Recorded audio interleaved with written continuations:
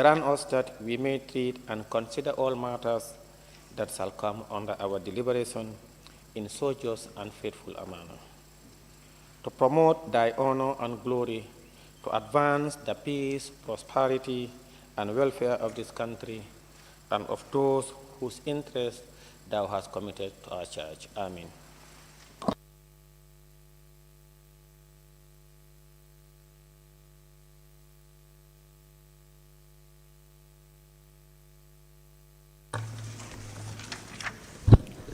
Correction and approval of records of votes and proceedings of the National Assembly sitting of Thursday, 15 December 2022. Honorable members, the record of votes and proceedings of Thursday, 15 December 2022 is before us for correction and approval. Can any honorable member please move a motion for the corrections and approval of the said record of votes and proceedings? Any honorable member? Yes. The member for Upper Fuladu. Honorable Speaker, thank you so much for giving me the opportunity. Well, I rise to move a motion for correction and approval of records of votes and proceeding of the National Assembly sitting of Thursday, 15 December 2022. Thank you. Thank you. Any seconder? The member for Opanyomi. Honorable Speaker, thank you for the opportunity. I rise to second the motion. It has been moved and seconded that the record of votes and proceedings of the National Assembly sitting of Thursday, 15 December 2022 be approved. Any issues or observation from honorable members? I'm sure you all have the record. We will go through them through page by page. If any member have observations or any corrections that you may wish to bring to the attention of this assembly, you may do so by show of your constituency tag. We can start with page 1.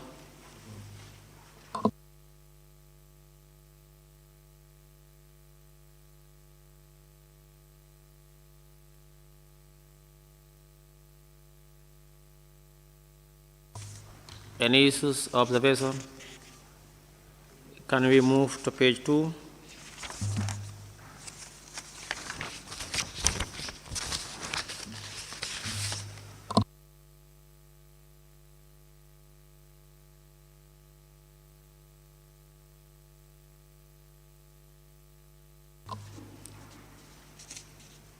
Any on page 2? Can we move to page 3? The member for Nyanija. Page 3. The paragraph before correction put an accordingly agreed to. Honorable Ablaise is a member for all Yundum instead of Latikunda Savage. Thank you.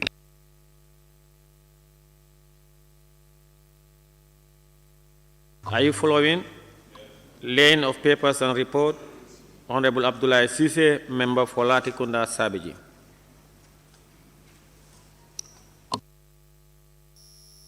Member for Woolies.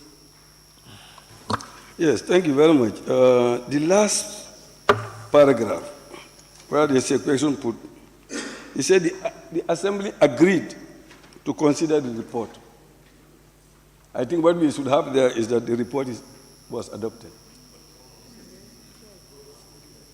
Eh? Honorable members, are you with him? The Assembly agreed to consider the report. Is adopted, it's simple. Yes, and it should be the Assembly.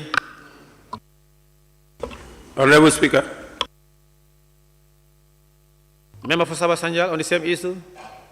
Yes, thank you. I think what the honorable member is saying would be captured at the last page after end of debate.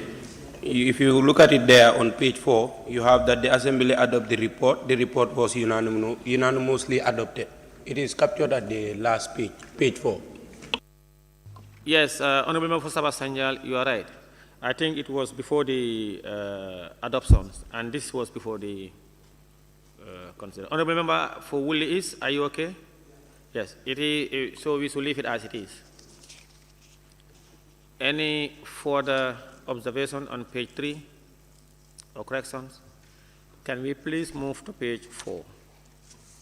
Honorable Member for Woolly East.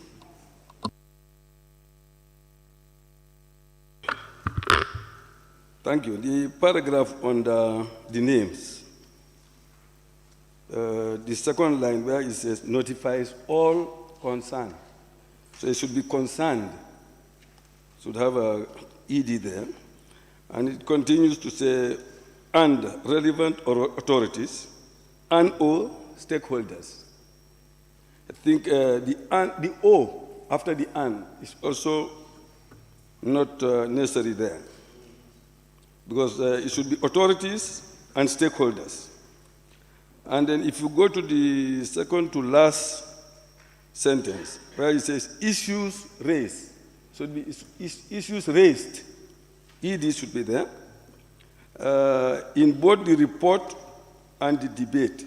So it should be in both the reports and debates, and the debates. They should all have an S, because we are saying all the reports and all the debates. Honorable members, are you following him? He's on the instruction issued by the speaker. Are you following? Yes. The member for Nyanija? I need to be helped here. I'm a bit confused. This paragraph, at this juncture, the Honorable Speaker, Honorable C.D.S. Kenjai, I think when reading this, there is something that should inform this before you say at this juncture. And I think that proposal came from the Honorable Member for Kiang East. Should come with the proposal, the Honorable Member for Kiang East propose this or move a motion or whatever, then you say, you come with this paragraph, I think, in my own thinking. Thank you. Yes. Honorable Member, if, immediately after 7, and the number 7, Honorable Yaya Gassama for Kiang East, and when you read it, at this juncture, the Honorable Speaker, Honorable C.D.S. Kenjai, in the chair, concerned with the member for Kiang East, concord with the member for Kiang East. So anybody reading would know that these issues were raised by the member for Kiang East in respect to non-attendance of stakeholders and or officials as they relate to reports with their sectors. Is that okay like this? I think it's okay as it is. Thank you. Any more issues on page 4?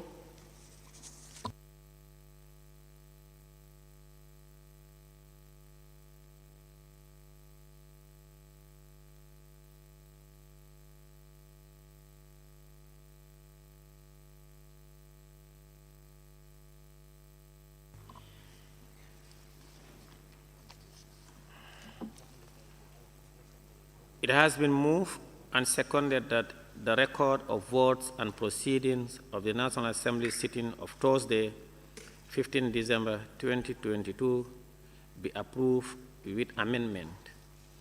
Those in favor, please say aye. Those not in favor, please say no. The ayes have it.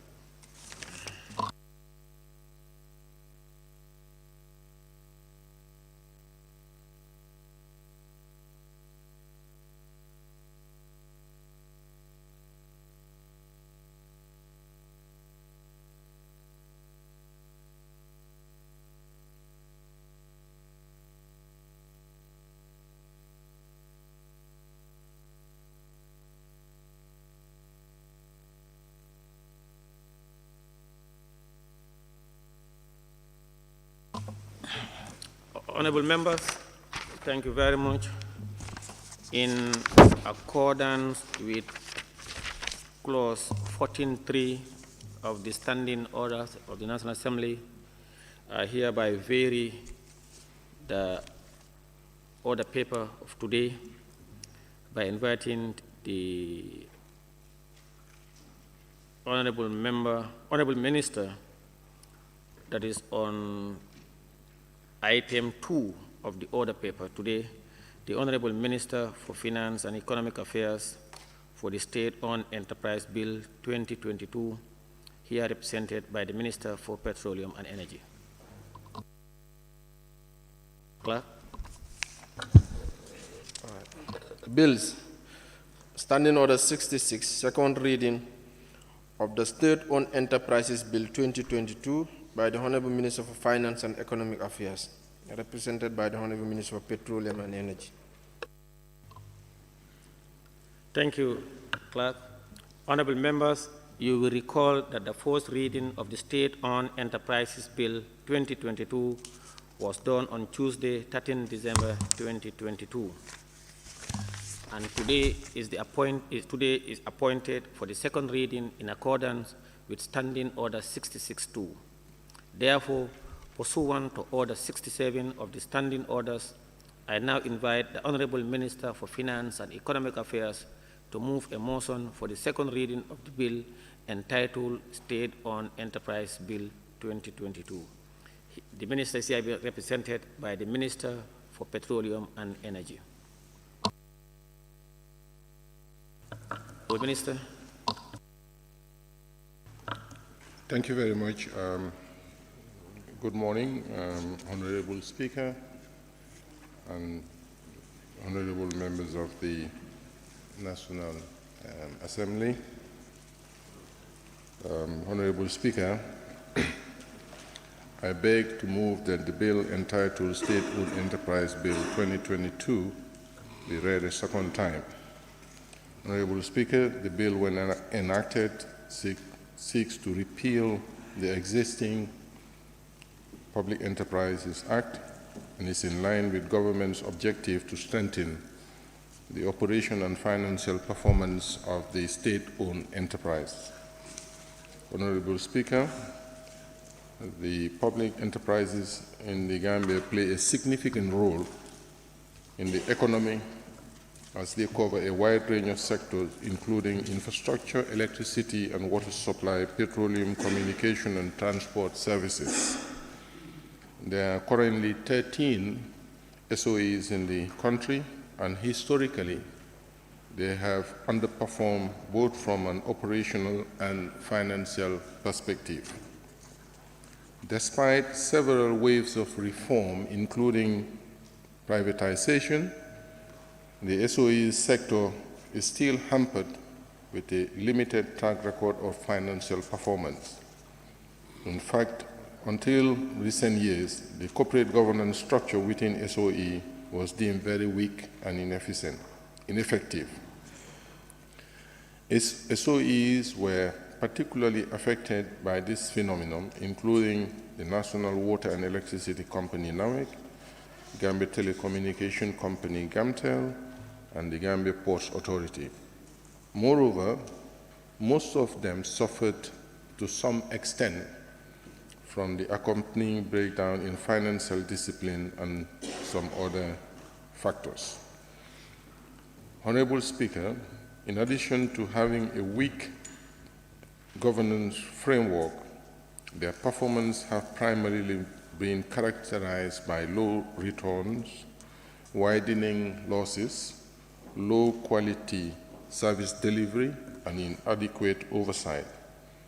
This has led to rising fiscal pressure on the national budget, along with growing public finance risk tied to SOE's debt guarantees, contingent liabilities, tax arrears, and government bailouts. As a result, we have reinitiated the SOE reform agenda with the objective of reducing SOE's direct and implicit burden on public finance and to strengthen their corporate governance framework. The need to implement reform is reflected in significantly less SOE performance compared to their private counterparts, while deterioration of repayment capacity adds to increasing vulnerabilities. With support from international financial institutions, we have launched a series of measures to improve the management and governance of SOEs, as well as reduce their fiscal burden and risks. Key among these measures were initiating a special purpose audit on all SOEs.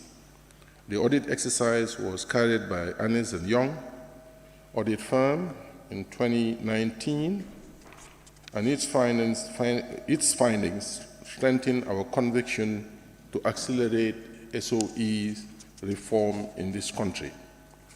The reform will feature the signing of performance contracts with all SOEs, with the National Water and Electricity Company being the first one to sign, whilst negotiations with the Gambia Ports Authority, GNPC, and Social Security are at an advanced stage and expected to be signed very soon. Honorable Speaker, despite the challenges faced by SOEs over the years, they have nonetheless played an important role in the country's development strategy and have supported growth through changes in investment spending. They also fill vital socio-economic functions, including the creation of employment opportunities, provisions of other social services that are not supported by government, and pursuit of other non-economic national strategies. Honorable Speaker, one of the critical reform agenda and action plans recommended was to carry out a review of the legal and regulatory framework for the ownership, governance, financial, and operational oversight of SOEs. Some of the challenges identified in the current legal framework include an institutional vacuum in terms of government oversight, following the closure of the Gambia Divestiture Agency in 2009, a need to strengthen the legal mandate with emphasis on the role and function of the SOE's oversight institutions, ensuring compliance by SOEs with reporting requirements and obligations, inadequate composition, selection process, and lack of accountability of SOE boards of directors, lack of sanction for non-compliance to legal and regulatory frameworks. Since the closure of the Gambia Divestiture Agency in 2009, there has been minimal emphasis on SOE reform or on monitoring the performance of the sector. The Public Enterprise Act of 1990 includes a number of provisions intended to strengthen government's oversight of the SOE sector, and these include government to possibly reimburse SOEs for the cost of non-profitable public services obligation and the annual submission of an annual budget and 3-year operational plan. However, the implementation of these provisions were not mandatory by the Act. In order to address the shortcomings of the Public Enterprise Act, the Ministry of Finance and Economic Affairs, in collaboration with key stakeholders, including the National Assembly, the Ministry of Justice, SOEs, and the Office of the President and the National Audit Office, took the lead along with an external consultant and drafted this SOE bill, which was widely circulated for comments and validated by all stakeholders. The drafting process entailed reviewing all the laws and regulations governing the establishment and operations of public enterprise in the Gambia, as well as incorporating elements of best international practice in regulation and monitoring of SOEs.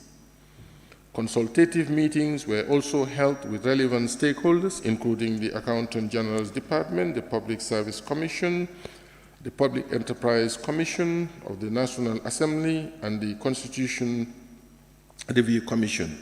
The new bill aims to address the identified challenges in the Public Enterprise Act. Meanwhile, the reform factors on the SOE bill mainly centers on the creation of an SOE commission that will serve as an oversight and regulatory body for all SOEs in the country. Honorable Speaker, the SOE sector is also challenged due to the fact that it is currently governed by a multitude of laws and regulations, which thus creates numerous legal challenges and gaps in conducting effective oversight of the sector. The application section of this SOE bill will cover prior public enterprise established by statute, those formed under the Companies Act, those formed by incorporation order under the Public Enterprise Act 1990, and any new SOE established after the enactment of this bill. The bill will therefore repeal the existing Public Enterprises Act of 1990, and it will also cater for the introduction of various new provisions in line with international standards. Some of the key additions in this bill includes establishment of an SOE commission to serve as an oversight and regulatory body for the SOEs. Selection of SOE board of directors to include the necessary technical, financial, management expertise directly relevant to the operation of the SOE concern, and the board should include directors independent of the public service. A clearly defined role for the respective line ministries and SOEs management board. The need for government to bail out SOEs through the national budget, provided they incur losses that may be caused by obligation imposed on them to deliver public service at prices that do not generate revenue sufficient to cover the full cost of their services. Establishment of a transparent appointment process for SOE Regulatory Commission in consultation with the Public Service Commission using an objective selection criteria. Rotation of the term of office for commission members, regular monitoring and evaluation of SOEs by the Commission through the signing of performance contracts, which will lead to periodic performance reviews that will detect underperformance early on and rectify it to promote a continuous cycle of improvement. Clear requirements of SOEs to follow international accounting standards, i.e. the International Finance Reporting Standard. SOE performance, both financial and operational, to be continuously monitored and made publicly available. Participation of female board members to be strongly encouraged. Honorable Speaker, financial implication. The enactment of this bill will have financial implications on government's fiscal operation, and this will mainly entail financing of the SOE Commission. The overriding consideration in the establishment of the above is to create a balance between the need for autonomy of the SOEs on the one hand and their accountability on the other. As a subvented entity, government will be responsible for financing the operations of the SOE Commission, whilst our development partners, specifically the World Bank, will provide logistical support in the form of technical assistance. Having a centralized oversight model will help overcome a historical fragmentation and dispersion of the government's ownership and control function among ministries, risk of political and other interference, and misuse of state-owned assets. If the SOE Regulatory Commission is properly constituted and adequately resourced, it will meet its objective to achieve more effective governance, including better policy coordination and performance monitoring. Honorable Speaker, the legislative implication, the Public Enterprise Act will be repealed in order to enact this bill. The involvement of all relevant stakeholders from the inception of the development of this bill. The Solicitor General participated in the recruitment and the selection of the consultant, and once selected, the consultant worked closely with all stakeholders through the entire process. The bill provides for a saving clause to save the actions done under the Public Enterprise Act, as well as provide existing SOEs to continue operating as SOEs under the bill. The minister also has the power to make regulations where necessary in order to ensure an effective regulatory environment and continuous reform of the SOE sector. Honorable Speaker, to conclude, we will not be successful as a country in the absence of a well-functioning state-owned enterprise, because they are catalysts for industrialization. However, in order for them to function well, they require a capable state that positions them strategically to drive development, grow the economy to meet the needs of the people, and this is what we're striving for in this bill. SOE's objectives often go beyond mere profit maximization and include societal objectives. As such, a legal and accountability framework is needed to monitor their effectiveness on both financial and non-financial targets. Moreover, it is essential to recruit management with appropriate background, independence, and professional expertise, particularly when the company has purely commercial goals, and to institutionalize good corporate governance culture.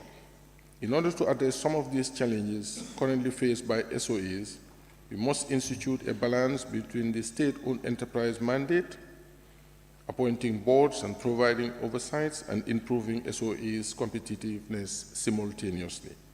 This should begin by introducing a clear legal and regulatory framework support by a strong coordinating mechanism for oversight. The enactment of this bill will leave the country with a more dynamic set of SOEs that compete on a level playing field with the private sector, and future modern corporate governance with professional boards and management. The enhanced legal framework has introduced some degree of separation of ownership and regulatory function through the establishment of the SOE Commission and its role in coordinating ownership policies and expectations, thereby taking over some of those responsibilities from the individual line ministries. Once enacted, the new legislation is aimed at restoring the socio-economic mandate of the SOEs, which was over the years eroded by inadequate management due to a weak corporate governance culture. The setting up of the SOE Commission, which is in line with international best practice, will therefore ensure a standardized government, financial management, and operational performance framework for all SOEs to ensure that they are responsive to the government's need and the implementation of our national development objective. Honorable Speaker, I beg to move.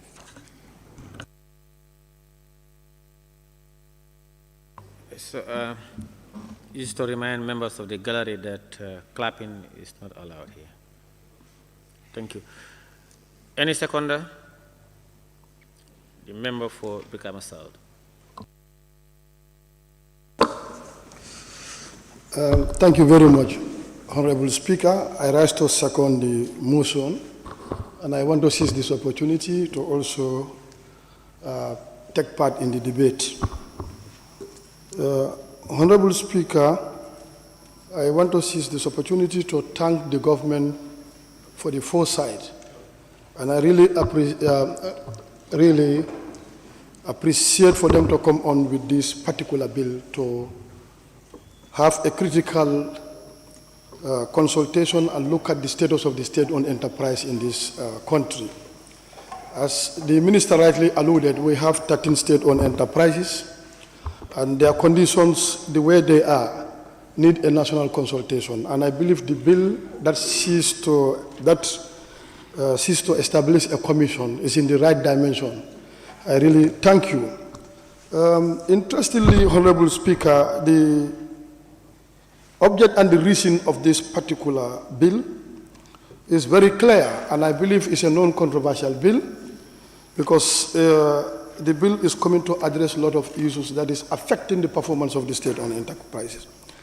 The Commission once this is passed, the commission established will conduct oversight on all the state-owned enterprises, particularly the performance aspect, which is very, very key. Performance in two major areas. One, that is the governance structure. If you look at the status of the state-owned enterprise, there are a lot of issues with the governance structure. And I believe with this, there could be a significant improvement. And also the financial issues, if you look at it right now, the financial issues in the state-owned enterprises are still a major problem. And the most unfortunate part of it, government seeks to bail them out year in, year out. And they are not living up to expectation in terms of their core mandate. But one thing I want to believe, the issue of the directorate in the Ministry of Finance that is working on contracting them, the performance contract, which is in the right step, in the right dimension. And I believe the level of involvement in bailing them out would really play a key role if this performance contract is there. You monitor them from the very beginning. Like the issue of financing of the commission, which is very, very important here, because once the commission is established, it's going to be financed by government. So signing this performance contract to make sure that they are viable will really play a key role. And we have to remember one thing, the state-owned enterprises, they have three core mandates, which is very, very key. They provide a specific service. And that service is something I believe the Commission will also jealously guide that area. It's good for us to allow a competition in the market, but notwithstanding, we have to help the state-owned enterprises to be viable in order to compete, to provide that services. It's sometimes very unfortunate when issues comes, like you look at certain state-owned enterprises. Their service, the private sector is taking a lot from them because they are not enhanced up to a certain level. But I believe with this, we'll be able to put them on a firm footing. The other issue, because government cannot recruit the entire people in this country. So we expect the state-owned enterprises to also go in for recruitment in terms of staffing. That play a key role. So if they are helped, I know they can take care of much of the problem of this country. The other one, which has not been forthcoming, is only this time, 2023, we are expecting 360 million as dividend coming from state-owned enterprise. But look at it, how many of them are contributing? So I believe when this bill comes in, with the performance contract, all of them are going to comply in terms of paying. So that is very, very, very important. And the other aspect that I still want to look at it, the compliance aspect in terms of reporting. I think that will also provide a kind of uniform reporting format to monitor whether they are going in the right dimension. So the Commission, together with the Ministry of Finance and even the National Assembly Standing Committee on State-Owned Enterprises will come together and monitor the performance of these state-owned enterprises. That can contribute a significant amount to our GDP. So I believe it's a non-controversial one. We just need to make sure that this is passed and we fully implement it. Honorable Speaker, I also want to look at these things. Since the Commission is going to be in place and there is going to be a monitoring mechanism, but we also have to look at it. If this comes into play, they all have to be compliant in terms of dividend. So I want to advise the government, if we can have a policy on dividend policy in this country, that will really help a lot. The other aspect is government depending on the state-owned enterprises on services. After serving them for that particular issues, the issue of compensation becomes a problem. So you go to certain state-owned enterprises, government go in, take a lot of things there, and they are not compensated, and that really affects the profitability aspect.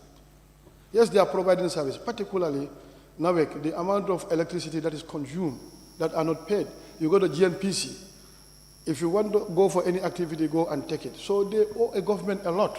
So that aspect also needs to be relooked at so that when these commissions come into play, they can maximize profit and pay dividend that will go to the national consultation. With this few remarks, Honorable Speaker, I want to take my seat. Thank you, Honourable Member, for seconding the motion.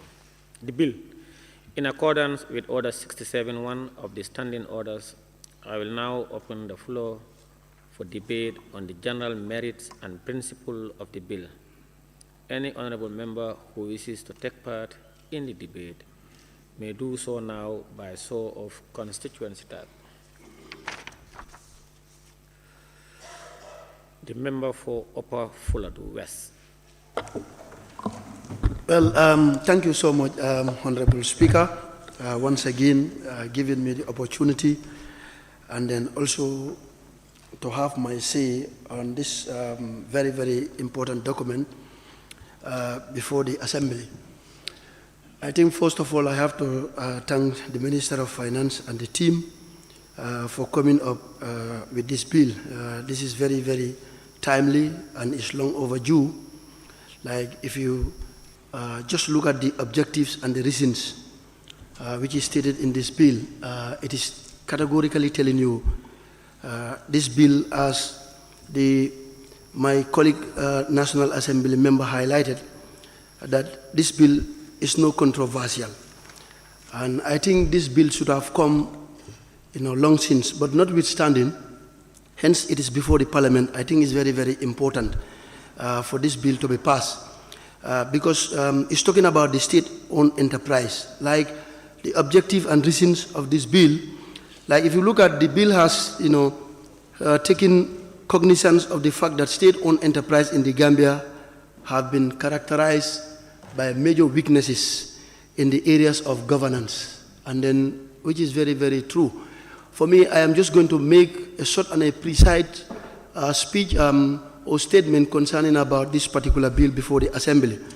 Like we all know, like according to the Honorable Minister, that government have 13 state-owned enterprise.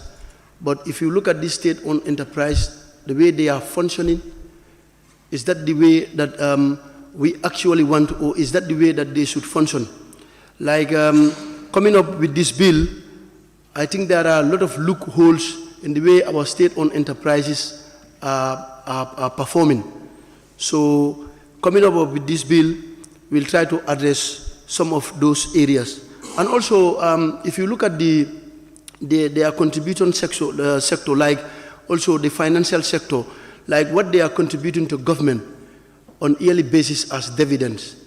Like I think the Honorable Minister of Finance once told this August Assembly that a particular state-owned enterprise is in debt of almost $2 billion.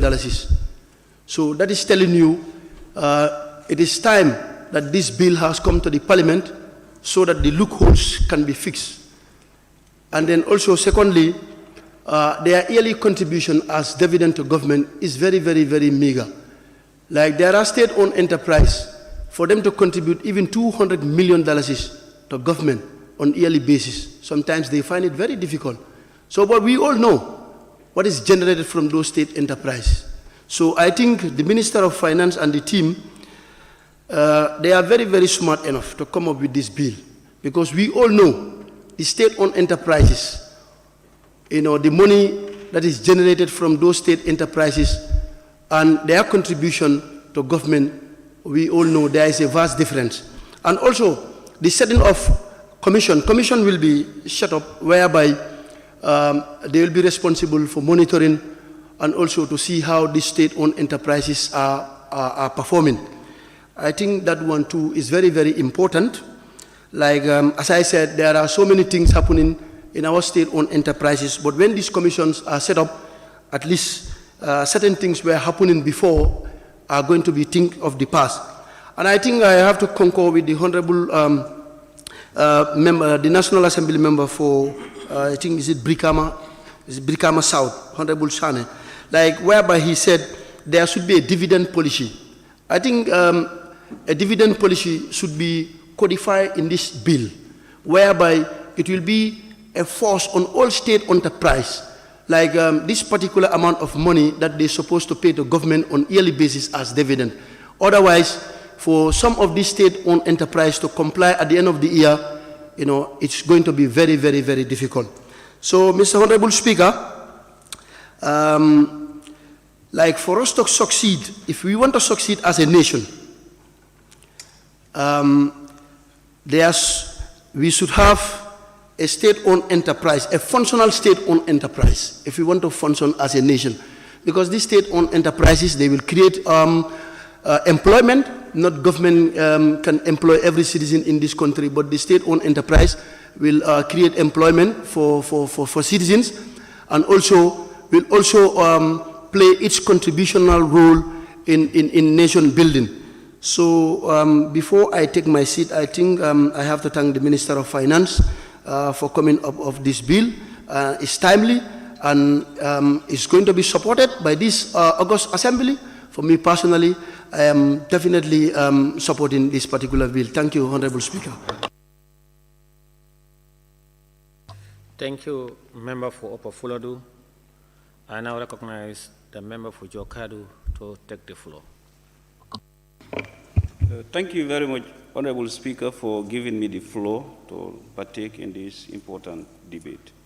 Honorable Speaker, saying a big thanks to the Minister of Finance and the team and the entire government at large for bringing up with this important bill to this August Assembly.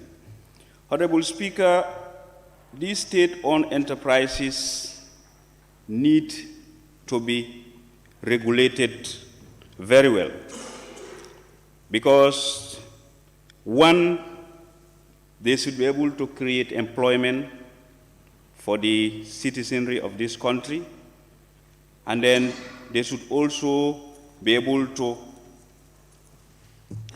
pay dividend to government, and then they would also be able to give out services to the people. And during the years, all these things, there were many lapses in these areas. And the Minister of Finance coming up with this SOE bill to address this thing, I think is a step in the right direction. Honorable Speaker, according to statistics, only 15 state-owned enterprises in this country can manage, and if well managed, will be able to contribute 51% of the country's GDP. Then this is telling us that these SOEs need to be taken seriously so that this country can be able to move forward. Coming up with this bill is very important. And then the Commission too, they should be very robust. They should be able to monitor these state-owned enterprises, and then they should be able to measure the amount of revenue these state-owned enterprises, the ones that are supposed to pay dividend, can have in a year, and then they should be able to give out the percentage that these state-owned enterprises should pay to government. But it should not be left in their hands to decide what to give out and not what to give out. They should be given a ceiling whereby they will be able to help this government to carry out so many projects in this country. Because in this country, definitely, there are so many things that need to be fixed. I know the government is on it, but still now, we need to put all our hands on deck together, see this country, help this country, so that this country can develop. Gambia gained independence since 1965, and a population of just about 2 million. But still now, people are crying. The reason why we cannot develop is that people are just put into positions, and then you just see those positions as their personal thing, and they do whatever they want to do. And I think if we want to move, this trend must stop.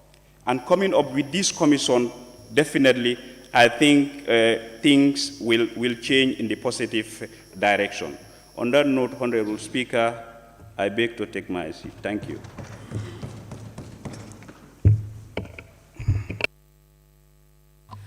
Thank you, member for Jokadu. I now invite the member for Opanyomi to take the floor.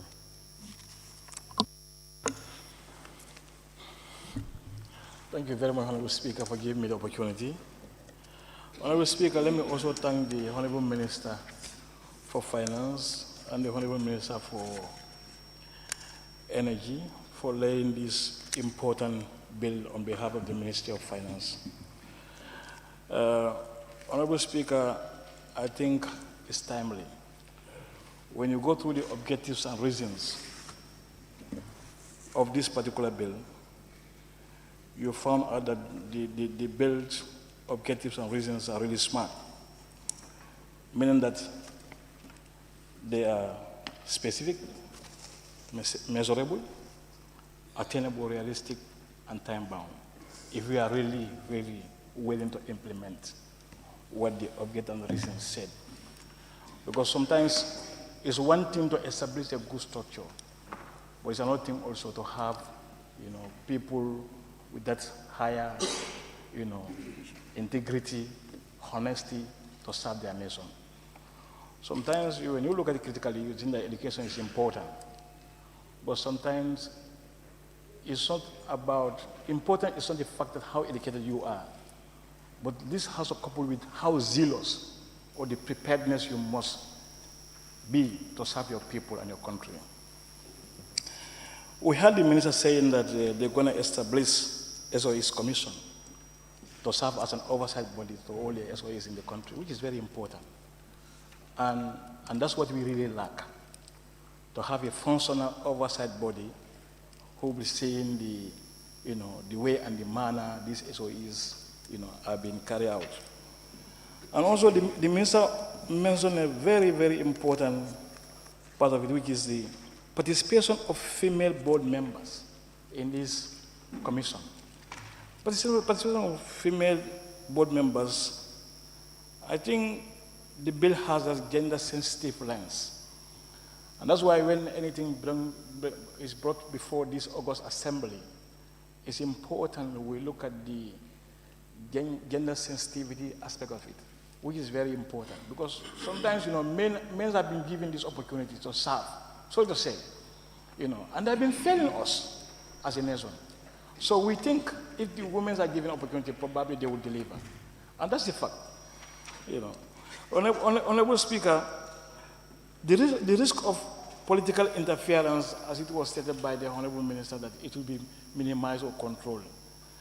I think political interference is definitely disturbing the development of these SOEs.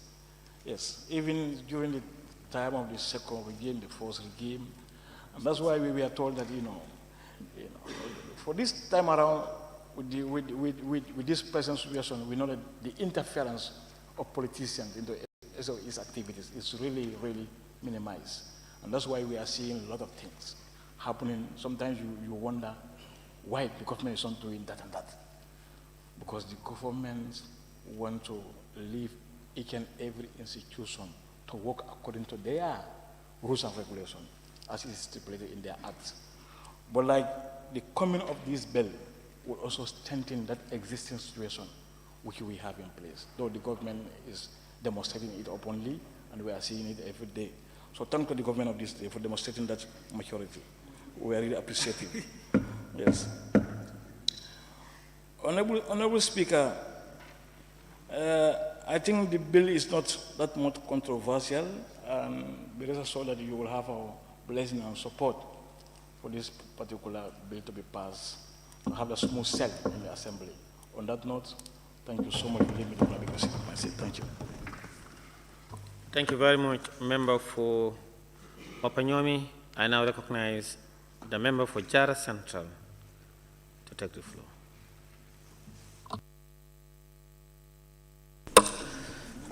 Thank you very much, Honorable Speaker, for the opportunity. Honorable Speaker, I would also join my honorable colleagues who have also thanked the Minister of Finance and Economic Affairs for tabling this wonderful bill before the National Assembly. Honorable Speaker, I would equally thank the Honorable Minister for Petroleum and Energy, who ably represented the Minister of Finance. This bill was tabled last week, Honorable Speaker, as we all are aware. Today marks the second stage of the bill, which is reading it second. Honorable Speaker, the SOE bill before us is very, very, very timely, because if you look at the way that these SOEs that we have in our country are operated, obviously that will tell you that they will pay no dividend to government. Why? Because of the way they operate, the way they are managed. That alone, Honorable Speaker, can tell you that those stated SOEs would not bring anything to government coffers. So therefore, thank you very much, Honorable Speaker, for the initiatives of the government to come up with a new initiatives, at least to see that something needs to be done. Government cannot subvent these institutions, and yet they cannot bring anything to government coffers. Honorable Speaker, the objects and reasons of this bill are very, very clear. Very clear for that matter, Honorable Speaker. But key things in this bill that took my attention, Honorable Speaker, is that the establishment of the State-Owned Enterprise Commission. This commission, if established, Honorable Speaker, would be a game changer in the operations of SOEs in our country. The other issue, Honorable Speaker, is that the appointment of boards of state-owned enterprises, which is also very key. The board also would be there, Honorable Speaker, to perform oversight on what the SOEs are doing both day and night.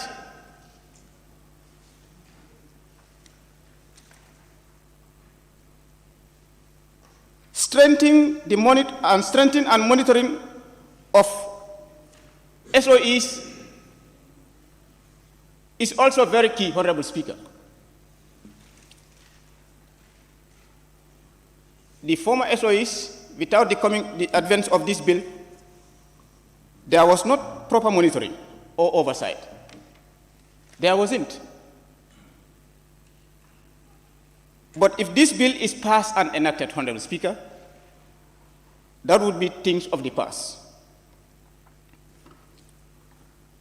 Honorable Speaker, in the objects and reasons, Honorable Speaker, furthermore, the minister did state that this bill seeks to enhance the performance of the state-owned enterprises. That's exactly what we want, Honorable Speaker. This wasn't there in the last existing SOEs. We are told during the budget speech or budget debate or the budget session that some SOEs, their liabilities went up to $3.5 billion. What causes that liabilities, Honorable Speaker? Inefficiency could be. Proper monitoring, Honorable Speaker, could be the reasons. So on and so forth. You can count them, Honorable Speaker. Why is it that those respective SOEs liabilities went up to 3.5?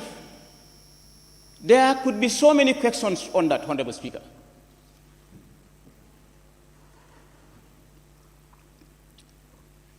Honorable Speaker, the issue of monitoring is very, very, very, very key. I mentioned it, and some other members of the National Assembly who spoke before me mentioned it. Because without the monitoring aspect of their operation, Honorable Speaker, still we will come to zero. So these SOEs need to be monitored. 24/7, Honorable Speaker, these institutions or SOEs, they need to be monitored in their operations. In their operations, there should be conditions, terms and references as to how they should operate, Honorable Speaker, so that they can bring dividend to the country.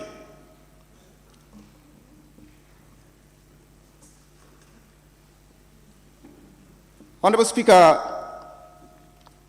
I would not take much time of the National Assembly in debating the objects and reasons of the bill.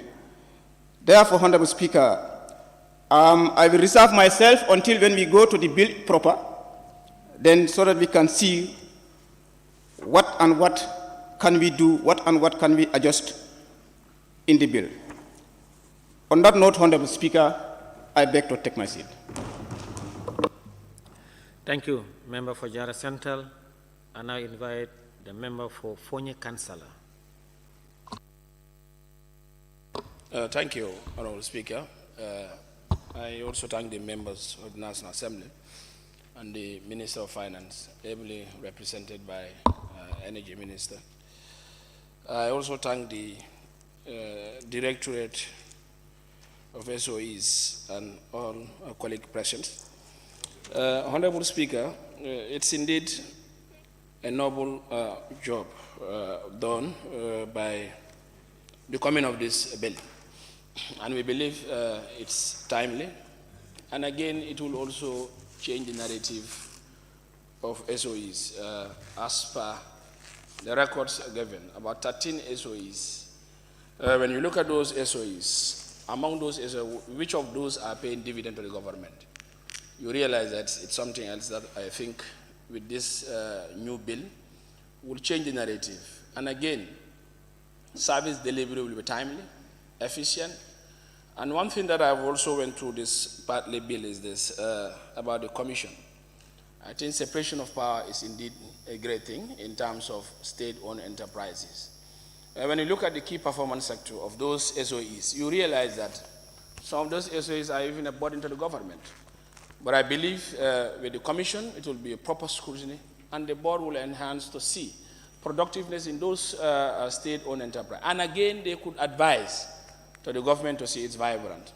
And whatever SOEs that we have, the core mandate, one of its core mandate is paying dividend. If you cannot pay dividend, the government is spending on all those SOEs. At the end of the day, it becomes reluctant. And comfortness in terms of service delivery, it's also another thing. And I believe whatever SOE that we have, core mandate of serving the citizen is also a plus to those SOEs. So with this bill, I believe honorable members will keenly look at it and make an informed decision and make sure it is fast-tracked and it's implemented in earnest. I do also emphasize, coming with commissions, separation of powers, positions are given. As we all know, responsibilities is an amanat, it's a responsibility that you oath to. And diligently serving, in that commission wholeheartedly is a core mandate.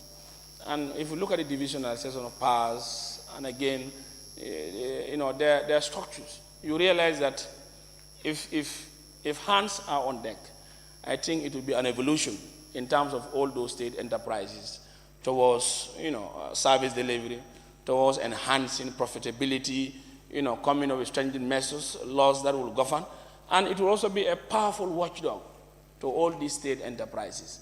And we believe it is key in this century to come up with this bill. And this bill will address a lot of things or gaps that we think could have, done something better. And in light of those above, if you look at the objective also, you realize that it's key.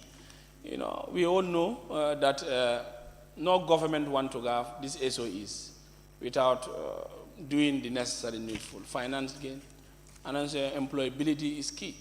But you realize sometimes some of those are born to the government. The government has to give them again when they have product and services. And with the commission, they'll be able to advise and put proper mechanisms to see involvement of some of these SOEs, that could change the narration, that could change the productiveness, that could change the services that they are delivering to the Gambian people.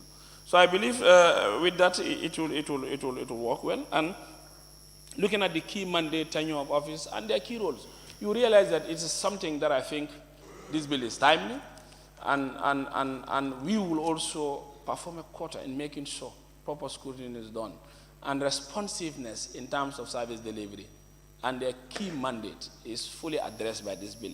So these are all key areas that I think, honorable members, we could look at it critically, and we make an informed decision so as to help 13 out of all those SOEs. You see only a few that will be paying dividend to the government. We are bankrupt, we cannot do this, we cannot do X, Y, Z. And sometimes you see the agile syndrome within some of those SOEs that they are not even care of, because there is no tag commission that will be able to hold them responsible, that will be able to pin them down, that will be able to tell them, stop this, do this. Performance contract, plans, strategic development key issues. But with this commission, I think it will be history, and I think the bill is in the right direction, and we will support it to make sure it is implemented. And as I may put it, though there are some key areas that we think we'll be able to at least do the painting path a little bit, but when we come to the bill proper, I think we'll be able to at least make an informed decision. On that note, I thank you very much. Thank you. Thank you, member for Fonye Councillor. I now invite the member for Kiang West.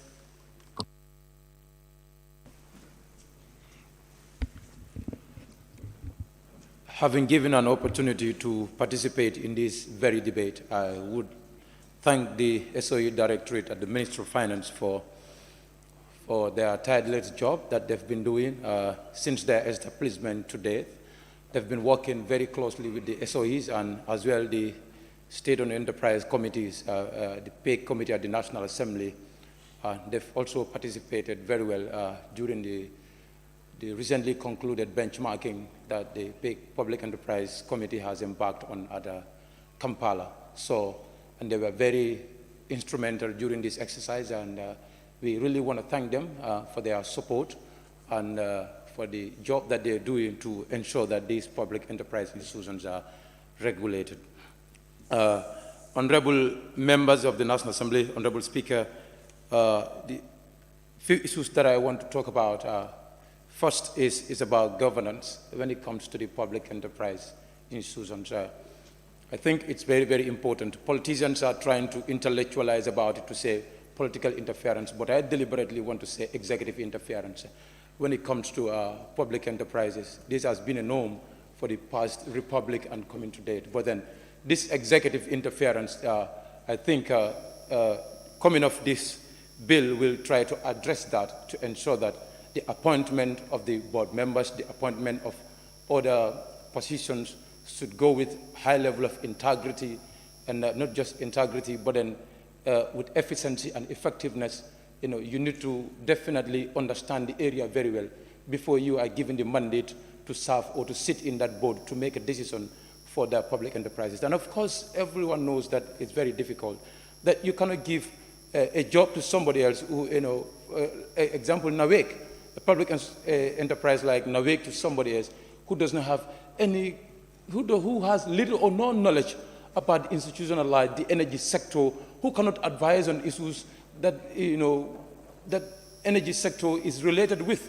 It's definitely very difficult. So I think, the constitution of the commission will definitely address this issue to ensure that anybody who is coming to office, there is a high sense of integrity and the responsibility, and that you have the knowledge to serve in that capacity, not just to come there and sometimes it's very disgrace to the government. That is not to the betterment of the government sometimes. Certain appointments are detriment to the government. Bringing in certain people in office, when they come to this National Assembly, we humiliate them. If you don't want to, if you don't know, you come and see here. So they have to appoint people who can represent the government very well, who can talk on behalf of the government, who can advise the government institutions very well on the best interests of the citizens. As we all know, the three core mandates on which public enterprises are constituted on: providing recruitment, service delivery, and to pay dividend, value for money. Go and see public enterprises. Very few of them are paying dividend. Of recent, it came to our notice that one of the institutions, which is almost one of the mega institutions as public enterprise, pays only $6 million to the government. I don't want to name that institution, but then we don't expect such heavy public institutions who are subvented by the government, and they go to be indebted as high as $7 billion, $5 billion. They cannot pay those loans. They cannot pay those things. They come back to government to dip our coffers to go and bail them. We cannot afford that. So I think this initiative is in a very right direction to ensure that public institutions like state-owned enterprises are regulated. They abide by laws, and not just to abide by laws, but to pay dividend to the government. Constituting more than 50% of our GDP, still they are performing to this low pace. I think something has to be done.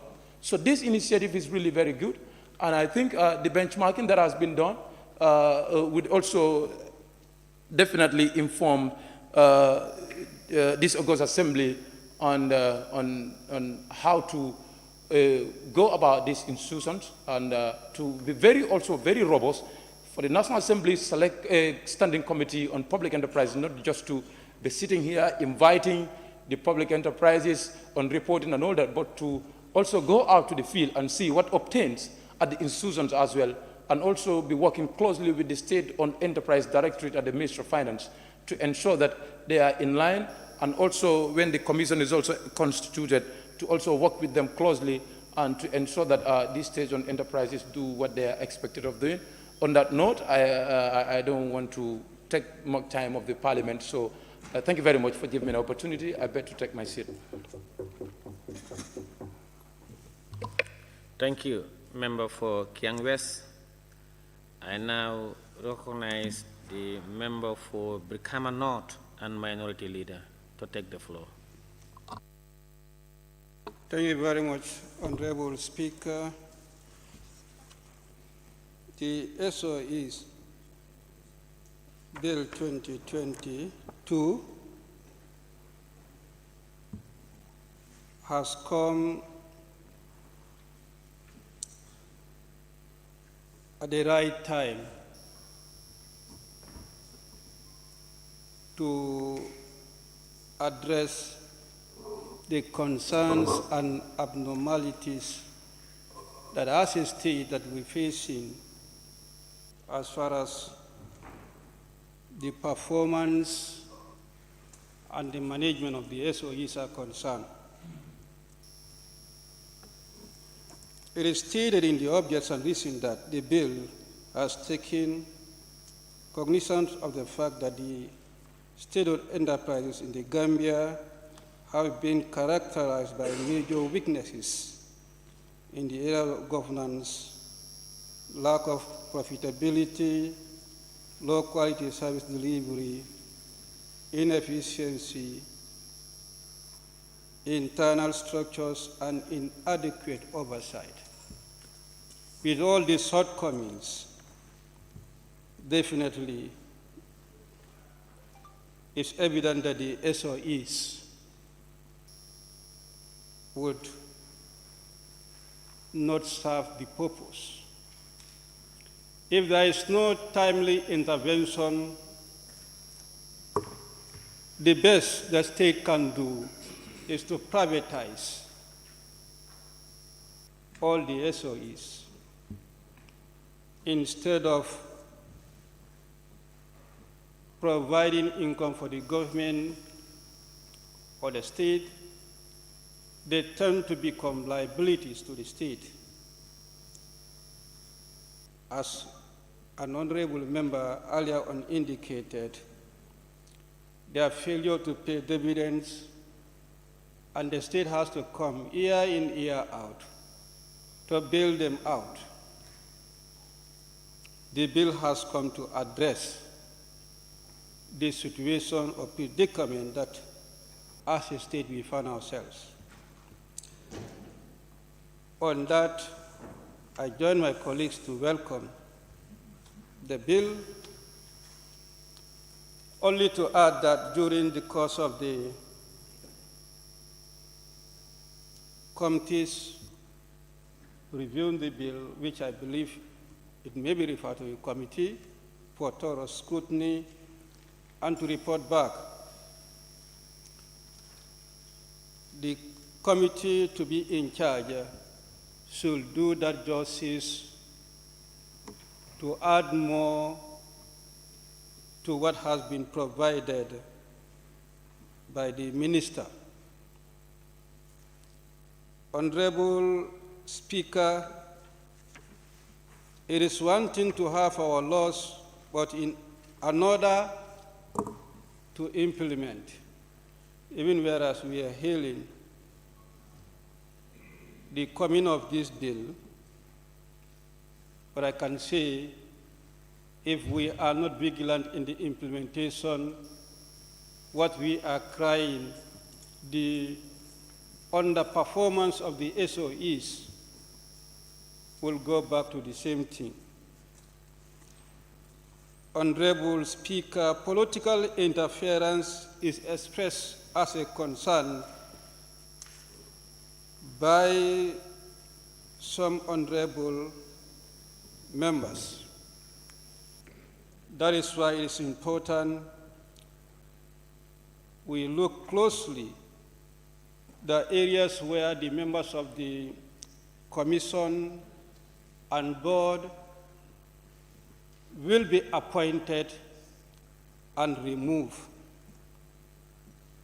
That's where the problem lies. If more power is given to the appointing authority and then the one to remove as well, I can conclude that he who pays the piper calls the tune, would dictate the performance of the SOEs, as is the norm we find ourselves. Honorable Speaker, the primary objective of the state-owned enterprise as embedded can speak volume for the bill. Provide quality public service delivery that is accessible to all citizens in an effective and efficient manner. Protect and promote the public interest. Be a successful business, and to this end, to be at least as profitable and efficient as comparable business not owned by the government, and maximize the network of public investment in the state-owned enterprise. With these objectives, what we have been crying on our state-owned enterprises, if applied to the fullest, would improve the performance of the state-owned enterprises and their service to the public as well. With that, Honorable Speaker, as the previous speaker earlier on alluded, it's a no controversial bill. I can now raise my case and allowing the details to be scrutinized well. When we reach that committee stage, I'm sure it's going to refer to relevant committee. When the reports are later, then the issues that are underlined diligently we can share with the other colleagues. But let me emphasize the issue on the board and the commission membership.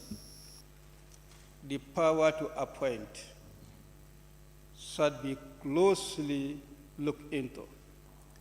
As important as this, when we have to make a turning point, I want to believe the National Assembly should not be left aside in confirming who should be commission members and who should be the board members, so that the right people are vetted and then confirmed.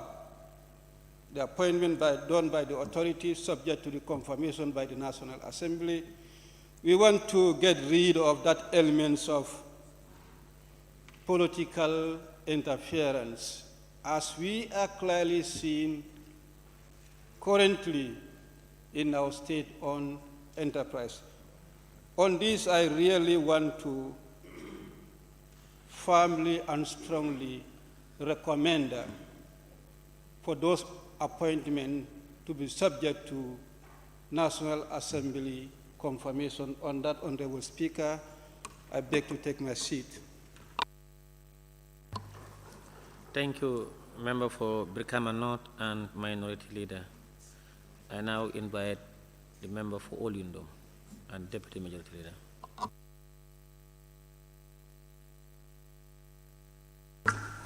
Thank you so much, Honorable Speaker. I will equally be very brief. I think most of the points that we wanted to share as members, my colleagues have rightly, addressed those points. Honorable Speaker, I think the signs are very clear that this National Assembly wanted to pass this bill. We just don't want to have a bill that will be lying down in the National Assembly without, taking the necessary actions.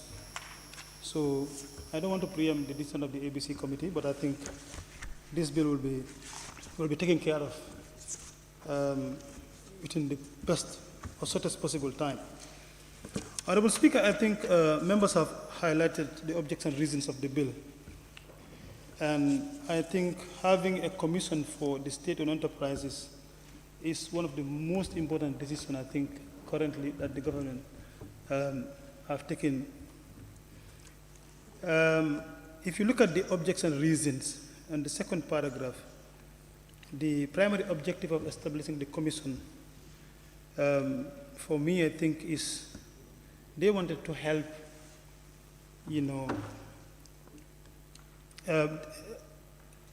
they wanted to help the state-owned enterprises so that their performances can be at par. And I think that is very important. If you look at GAMTEL, if you look at GAMCEL currently, all of us, when they were operating in the 2000s, we know they have been doing very well, but something came in between. I think most of the performances of those state enterprises have, dwelled down to an extent that they can no longer operate. So if you have a commission that is going to monitor the performance of these state enterprises, I think it's important for the National Assembly to consider that, because that is exactly what we have been talking about. Year in, year out, the minister would come here and we have a lot of subvention for state-owned enterprises, or they will want to go in for loans that the minister has to approve so that they can bail them out.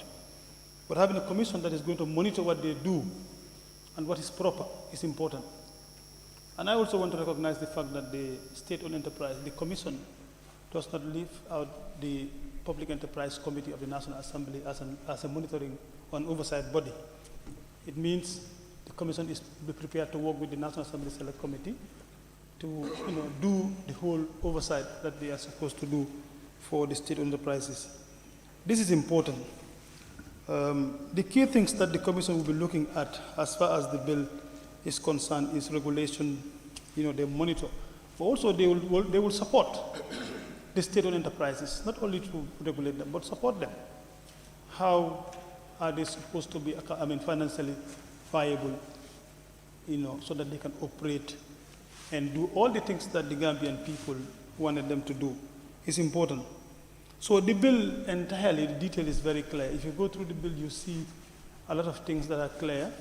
Of course, when you go to committee stage, like Honorable Member for Brikama North said, we will still look at some of the clauses. But I think it's important that we take. The bill also seeks to reduce the powers of the president, not because the president wants to take all the powers, wanted to make sure that state-owned enterprises are well independent so that they operate and serve the people.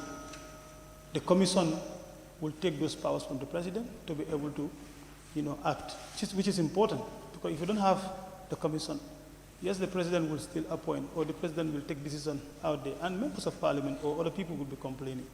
But having a commission within to regulate the issues of state-owned enterprises is an important thing for this government and for the country at large. And I think all of us together will want to support this bill. Like I said, the signs are very clear. We will be repeating each other because the objects and reasons are very clear, very precise. If we mean to support the state-owned enterprises, I think this bill will be passed. But then also, Honorable Speaker, I will want to thank the Minister of Finance, through the Minister for Energy, and also the staffs. There were staffs working on these bills. They work at the Minister of Finance, they've been going around, and I think they have done a very good job. If we have a bill that seeks to address all the issues we have within our state-owned enterprises, and the technicians, since the National Assembly members and other people in the public will be calling for accountability, having, a functional state-owned enterprises, the technicians are now responding to say, I think it's high time we have a commission that will look into all these issues. So we will thank them for having that foresight. Bringing a bill that seeks to address all the gaps that we have within the state-owned enterprises. Honorable Speaker, with those few remarks, I just wanted to encourage my colleagues to support, the bill so that it can enable the Minister of Finance and the Commission to do what they are supposed to do. Honorable Speaker, thank you so much. Thank you, Honorable Member for Olyundum. Now I recognize the member for Joswan. He's not in. The member for Fonyi Jarol.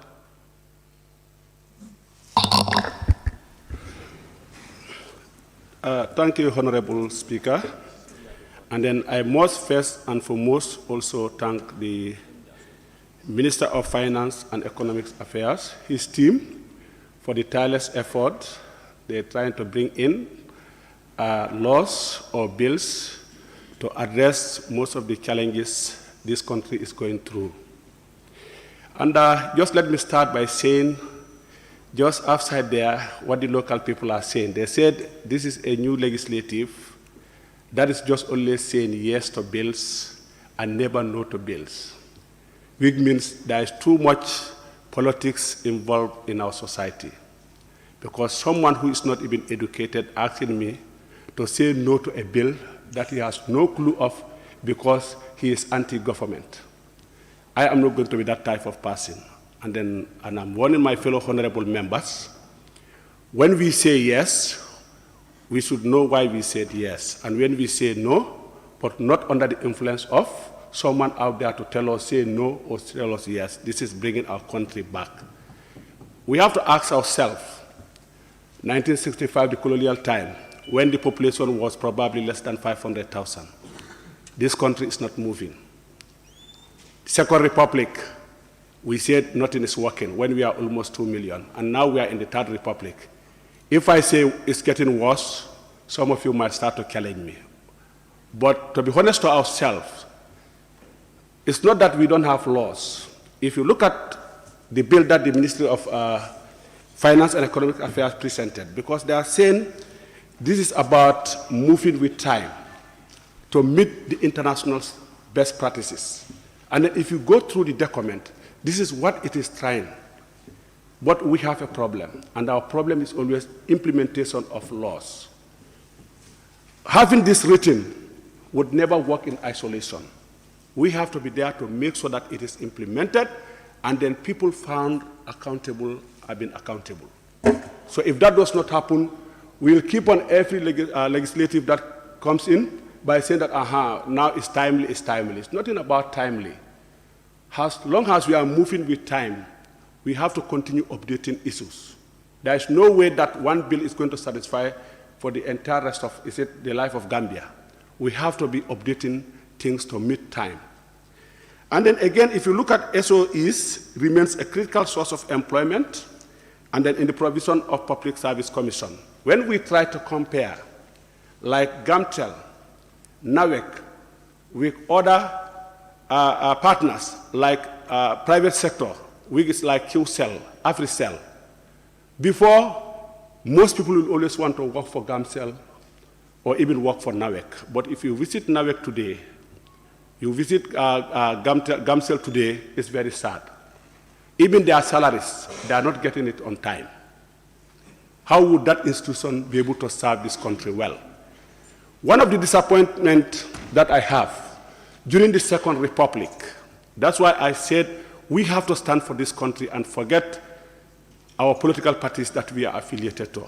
Someone coming out to say that I was never in support of the past government. Because of that, I was trying to disrupt services. Some people came out plain, and these are public officers, senior officers for that matter, to say that they were trying to abuse the system because they never supported the system. Should we be doing that? If we are doing that, who are we harming? It is our people that we are harming. We are paid to serve the people. And like what I'm saying, we have laws, but the way Gambia is acting or the way we are acting in offices is just like this is a lawless country where there is no law. We have it there. We will keep on saying that here anytime a new bill comes, no, it's timely, it's what, and no, we have some before this one. And then saying yes does not mean that I have to agree with everything that is inside the bill here. Me, what I look at is when I agree 80% of it, because not everything that is inside the bill I have to say yes. And I think this is what we need to look at. But my problem is always we never implement what we write or what we say. Like the laws are never implemented, and then you look at the governance, like most people have said that the interference is always like it's political. And then if there is no competition, there is no way we're going to improve, because these SOEs are dominated by the private sector. You look at today, QCell, they are trying to compete. GAMCEL, even most of our areas here, they cannot even provide networks. We are not trying to improve. So what do we have to do? It is the appointment, like the management structure that I have seen here, the composition of the management structure. It has to be people who have the knowledge and skills. If you want this country to move, we don't have to appoint people based on their political affiliation background. We have to appoint people who have the knowledge and skills to be there, not people who will be there to also undermine the government, even if they have knowledge. We can remove them. But people who see the country before their political parties is what will move this country. If not, we will continue blaming government by government until later our children would not even have anything to manage, because this country will be in a complete mess up that no one will be able to fix it out. And then some of you, when I said I prefer a dictator than what you call a democrat, you are against me. Because the country cannot operate the way it is going. Go to all these institutions, GAMTEL and others, they're supposed to be the major employers. But today they cannot even pay their staffs who are there. People are working there on voluntary services. Honorable Speaker, point of order. Can we hear a point of order? Member for Opanyumi. Honorable Speaker, 67 second reading, clause 1. On a motion being moved that a bill be read second time, the general merit and the principle of the bill may be debated. Honorable Speaker, the business we have before us is very explicit, that we are only debating on the general merit and principle of the bill, nothing more, nothing less. Thank you. Thank you, it's well noted, because I'm talking about the challenges of the... Sit down. Can you put off your mic? Thank you. The member for Opanyumi, your point of order sustained. Honorable member for Fonyi, please take note. We are debating on the general merits and principle of the bill. Thank you, it's well noted. I'm also trying to raise out the challenges, but since you don't want me to go into, I'll wait for the general debate. That I think no point of order will be given. Yeah. So the challenges, like if you look at the bill, like the separation between its ownership and management entitles, and then to improve the performance through competition, the bill has tried to address that. This is why I'm saying I am going to say yes to the bill, not because someone asked me to say yes or someone asked me to say no, but I feel The Ministry of Finance and Economic Affairs, they are doing a wonderful job. It is up to us to make sure that the document is valued based on if we will implement what is written here, but not about writing a very good document, bringing it here, and we say yes. After all, we go straight inside the cupboard and lock it there as if there are no laws that are guiding us. This is what this country is facing, and then I say to you, thank you.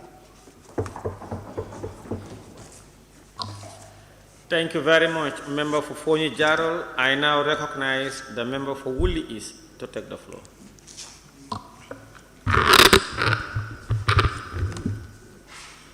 Thank you very much, Honorable Speaker. Honorable Speaker, the Minister has informed us very clearly in his statement that the importance of the SOEs cannot be overemphasized, that you have 13 commercial state-owned enterprises, meaning that they are supposed to engage in business and provide revenue to the government. And he also said, despite several waves of reform, including privatization, that means that they've even sold some of them, the SOE sector is still hampered with a limited track record of financial performance. Our SOEs are not doing well. And even went further and said that until recent years, the corporate governance culture within SOEs was deemed very weak and ineffective. So SOEs were particularly affected by this phenomenon. And this is the reason why they bring the bill to amend the old one so that the SOEs can become effective. And I want to add that if you look at page 10, that is the functions of the SOEs. They are numerous. And you can see that it is the Commission shall monitor and provide oversight of the primary objectives, statements of cooperative intent, business plans, memorandums of understanding, performance contracts, including those provisions relating to public service obligations and asset management plans of state-owned enterprises. So these are all the powers that they have given. It's given to the SOEs, so that they'll be able to carry out their duties, do business on behalf of government, and provide revenue to the state. That is the objective. And if you go to page, I think is page 13. Page 13 at, I think it's clause 14, powers of the Commission. They have numerous powers, but I'll just read one. The Commission may enter and inspect premises, projects, and such other places as may be necessary for the purposes of carrying out its functions under this Act. So the Commission is given powers to monitor effectively the operations of the SOEs. This was lacking, and it could be the reason. It could also be that it is among the reasons why the SOEs have not been performing, but I believe it is just one of the reasons, because the minister also spoke about political interference. And the SOEs themselves have complained of political interference. And political interference could mean many things. It could mean removing heads of SOEs without due process. It could also mean taking money from the SOEs in the wrong way. So there are many ways to interfere with the SOEs. And it depends how we formulate this bill to avoid those type of interferences. The problem with the Gambia is that it is a system that we have. They say the winner takes all. So whichever government comes, they want to put their own people in all the places without seeing the very need for that institution to operate. That is one key problem that we have. While we're talking about international examples, we can go and copy any example and bring it. But if our, I don't know how you call it, if our behaviors have not changed, if our manner of doing things have not changed, if we have not become principled people, while you are running an institution, no matter who comes from where, whether it's a president or whoever comes to you and say, do something that is not, right. That person should be principled enough and stand and say, no, I'm not doing it. And if need be, expose the anomaly. But people want to keep their jobs. They say, this person put me here, so when he comes and asks for something, I do it. So you keep on doing things wrongly. And I believe that is the member of Fonyi Jaro is struggling to assert. And that is true in every region. So, Honorable Speaker, we used to have many SOEs. But as the minister said, some were privatized. I used to know one SOE, one institution which called PWD. When I was very young, I used to come to BANJUL. And my guardian was working there as a carpenter. They could make all door frames. They could fix anything. It was a very good institution, but they sold it. They sold it away.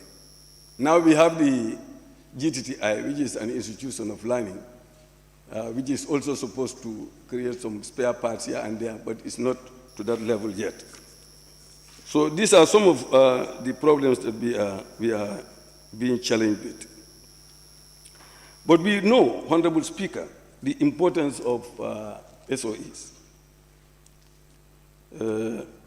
is to create institutions that would ensure that apart from our taxes, the SOEs will also pay dividend, which in addition to taxes will take our budget to another level. Now, you have $22 billion is supposed to be the tax. And then you earmark something like 11 or 13 billion that you should borrow, or you expect to come through grants and loans. If the SOEs, as the member of Jokadu has said, should bring something like 51% of the GDP. But let me reduce it and say, if the SOEs could bring 10 billion, that means that all that we need to borrow may just be 1 billion or 2 billion. And then that can even eliminate the deficit. So that means that you don't need to borrow. But the problem with us is that we do not put the right things in place.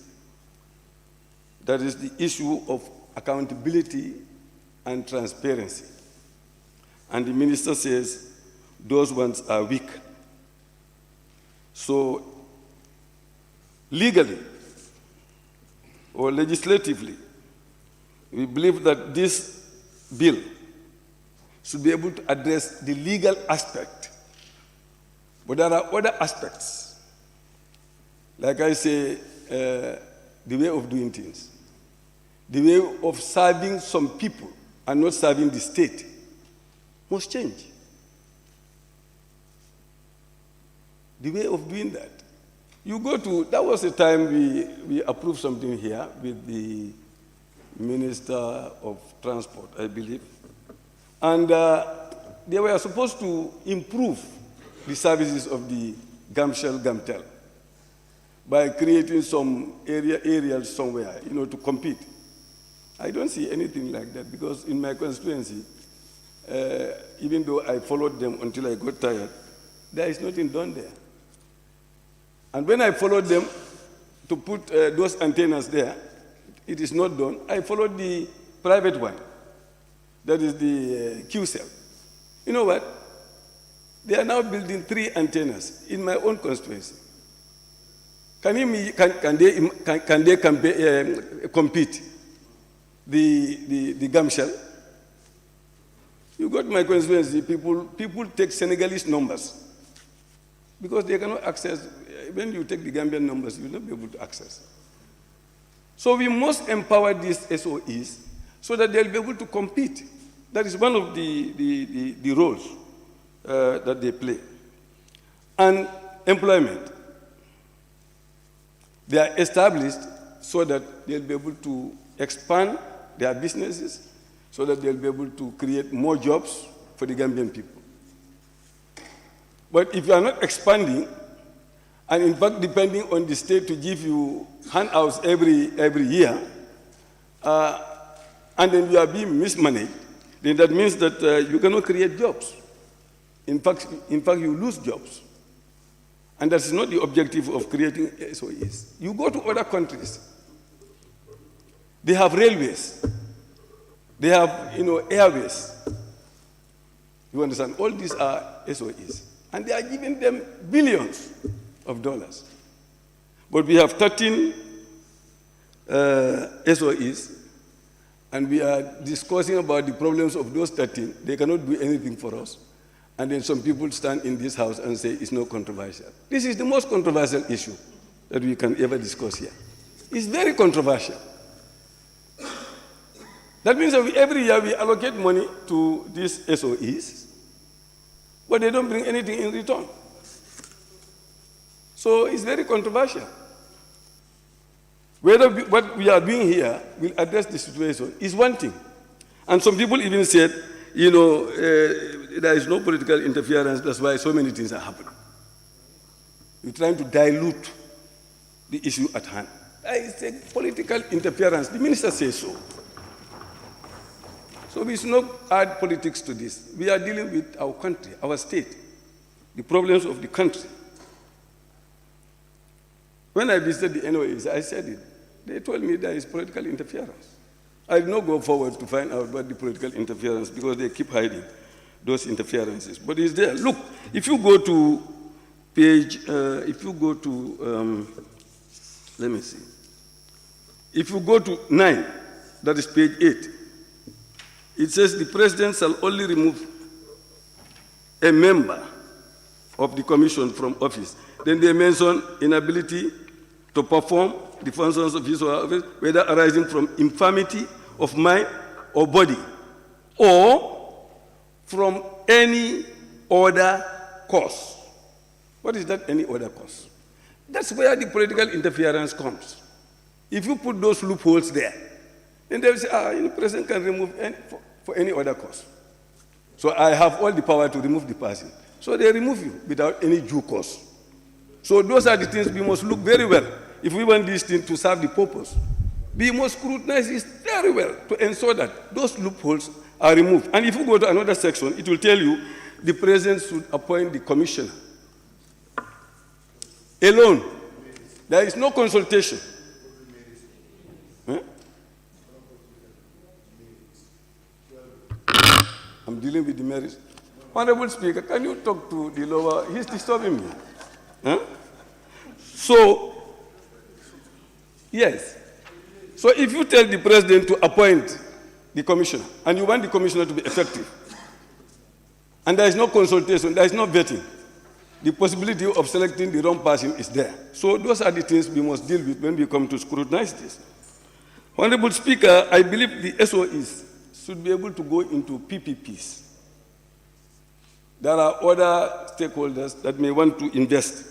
Honorable Member, please just confine yourself to the general principle. I am very much confined to what I am saying. Yes. I'm very much, if you want, you can raise a point of order. So I believe that if we have PPPs, SO is going into PPPs, they may be able to improve the outcome of commercial activities so that both sides will have a win-win situation. So if we want the SOEs definitely to carry out the essential services for citizens, such as light, such as water, the minister mentioned them, power, transportation, education. These are all the roles of SOEs. They could play all these roles, but there must be accountability, governance accountability. And I believe that's why this is brought. And I also believe that the bill should address other issues, such as whether, for example, the socio-political, economic development of the country. The SOEs, when they are run properly and positively, they should be able to improve not only the finance we are talking about, but get into so many things. You know, the social aspect of life. They should be able to improve that. And I think that is one of the major merits that the bill intends to address. Honorable Speaker, the disclosure part of it is very essential. And I believe that that will, if we definitely scrutinize it, will ensure that the accountability will help us to ensure that they carry out their mandate as they should and contribute their quota to the taxes. Decision-making, Honorable Speaker, must be well informed on the part of management, board of directors. Their method of decision-making.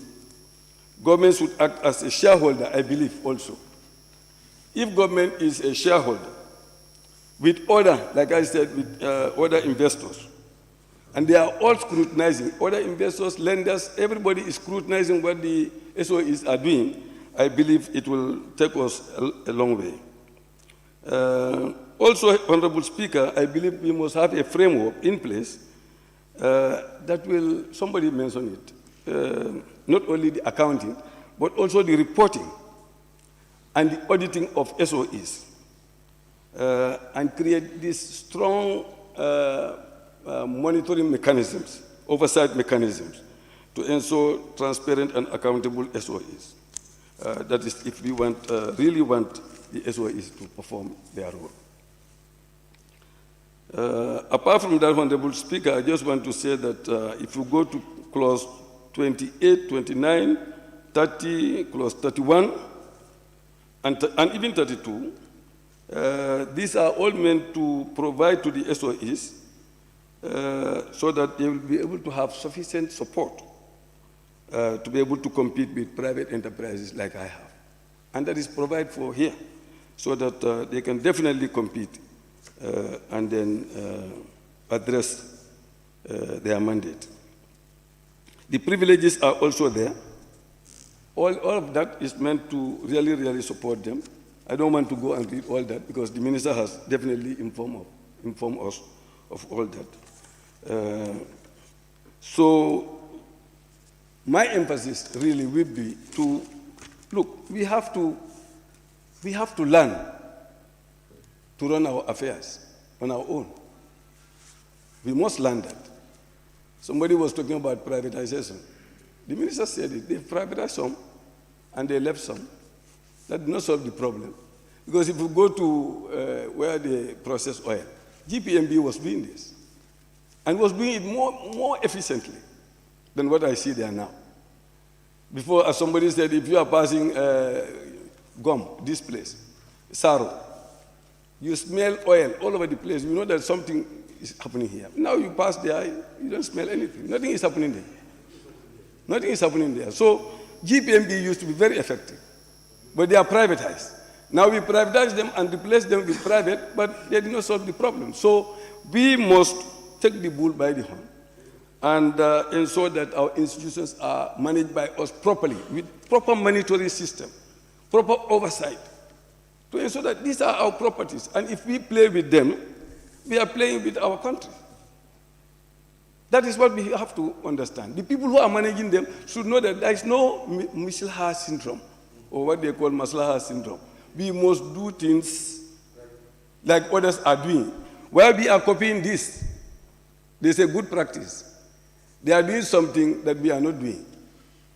They are very much concerned about the monitoring of their institutions. They ensure that if you mismanage those institutions, you will pay the price. But here, what do?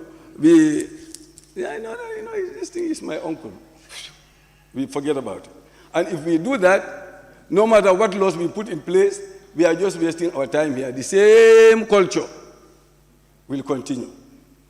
So I thank the minister for coming up with this very important document, very controversial document, so that we can look at it controversially and ensure that we put in place that will safeguard the interests of our country rather than the interests of any individual. I thank you very much, Honorable Speaker, for this time. Thank you, member for Woolly East. Now the member for Jara East may take the floor.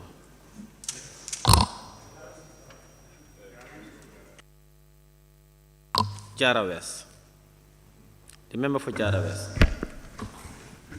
Thank you very much, Honorable Speaker, for giving me the floor.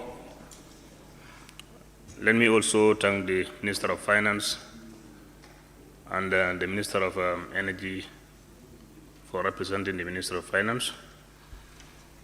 Also, let me use this opportunity to thank the government and then the entire team that drafted this bill.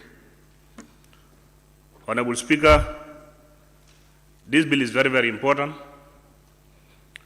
If you look at the SOEs, to be very frank, it is disappointing.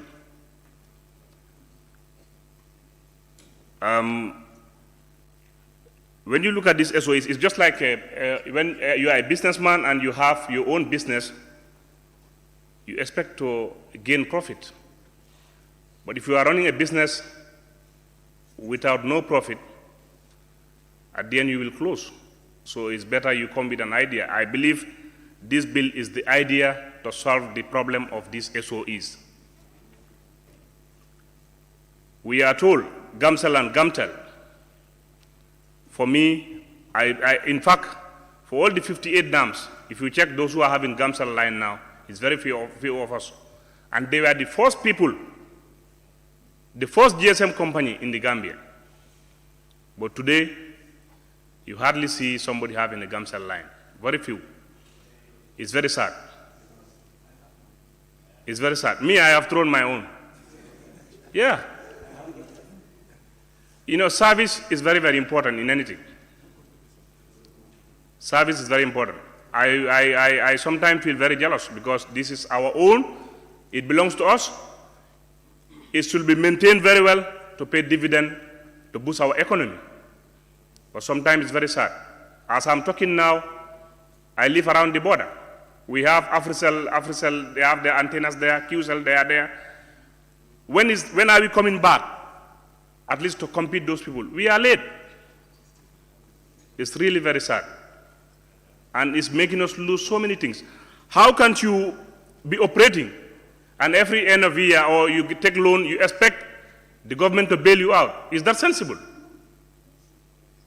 You are there to bring income to the government, but instead you are taking from government. That is very, very sad. I believe with this commission, things will change. Because monitoring will be there, oversight, their performance is very important. I'm very satisfied. By reading the objectives of this bill, I was very, very convinced and satisfied with the objectives of this bill. If you allow me to read, Honorable Speaker, the objectives of this bill is to establish the state-owned enterprise commission to enable the establishment of state-owned enterprise to make provision for the efficient governance of state-owned enterprise, and the monitoring of their performance to make provision for the restructuring of state-owned enterprise, to provide for the appointment of boards of state-owned enterprise to define their powers, duties, and functions. This is very, very easy. If we were having this since a long time ago, I don't think we will be in this trouble today. We have seen definitely Gamcel and Gamtel, it is very serious. And then we have so many of them. The minister mentioned it in his statement. They are underperforming. They are underperforming. We don't see nothing. We don't see nothing from them. That is very sad. So I will encourage my colleagues for us to support this bill. It will help us. Honorable Speaker, the best part of it also, the bill is, they will report at least on quarterly basis to the National Assembly and to the Cabinet. Then I believe it will be a joint work. Everything will be transparent. The Commission will be there, the National Assembly will be there, the Cabinet will be there, and then we want to see the forwardness of this country, our economy to boost. I think with this, a lot of things will change. Honorable Speaker, with that, I just wanted to throw some light on the bill and then to beg my colleagues, let's give our blessings for this bill. But members have elaborated on so many things that I wanted to say. Honorable Speaker, on that note, I want to take my seat. Thank you very much. Thank you, Member for Jara West. I now recognize the member for Central Badibu to take the floor. Thank you, Honorable Speaker. Honorable Speaker, the bill before us is timely because this bill is going to address problems that our SOEs are facing, and the problems are numerous, as highlighted by the mover of the motion. Honorable Speaker, efficiency is in question, performance monitoring is in question, and in terms of using the SOEs as engine of growth is lacking. Honorable Speaker, SEOs are very, very important in our economic drive. But in the Gambia, what we are seeing and feeling is low performance. And what brought this low performance? That's the fundamental questions that we need to ask ourselves. Honorable Speaker, there were a lot of interference, from political interference to family interference.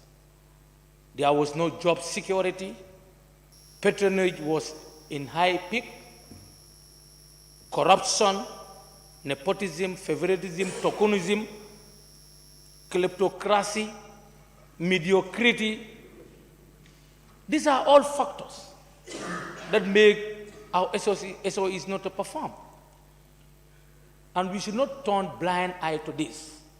It's high time we give Caesar what belongs to Caesar. Let the right people be given the right work to perform in this country. Ministries are going over study tours all over. MPs are going on study tours all over the world. And we see what is happening in elsewhere or other countries. And we don't want to act and we don't want to perform. What is happening to us? And we have people, whom we thought they have the skills to perform. People are hired and fired at all times. If you want to perform, you will become the focus now. It's high time we change our attitude. The government must show a political will to the bills. This is government bill. But at the end of the day, they are the people who kill their bill when it comes to implementation. You cannot just bring your client to court and boycott him. This is what the government does all the time. There are a lot of good bills that we pass here as parliamentarians. But come to implementation. So we are tired of talking. We are tired of talking about passing bills. We don't see any effect.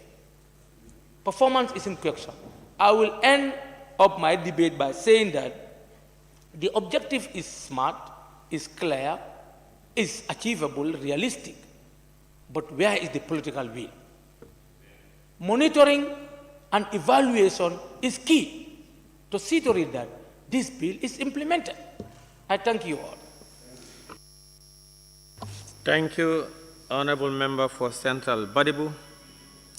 I now invite the Honorable Minister for Finance and Economic Affairs, represented by the Minister for Petroleum and Energy, to respond to issues raised and wind up the debate.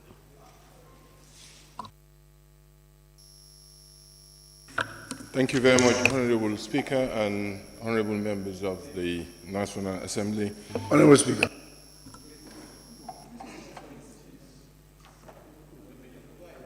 Are you the Speaker? Honorable Minister, proceed. Thank you. Thank you, Honorable Speaker.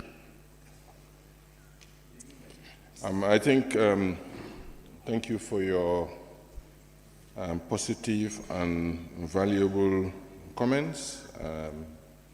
I think all of us recognize that it's not business as usual. We know that the SOEs belongs to all of us, and we all recognize that there are problems as of the past and the present.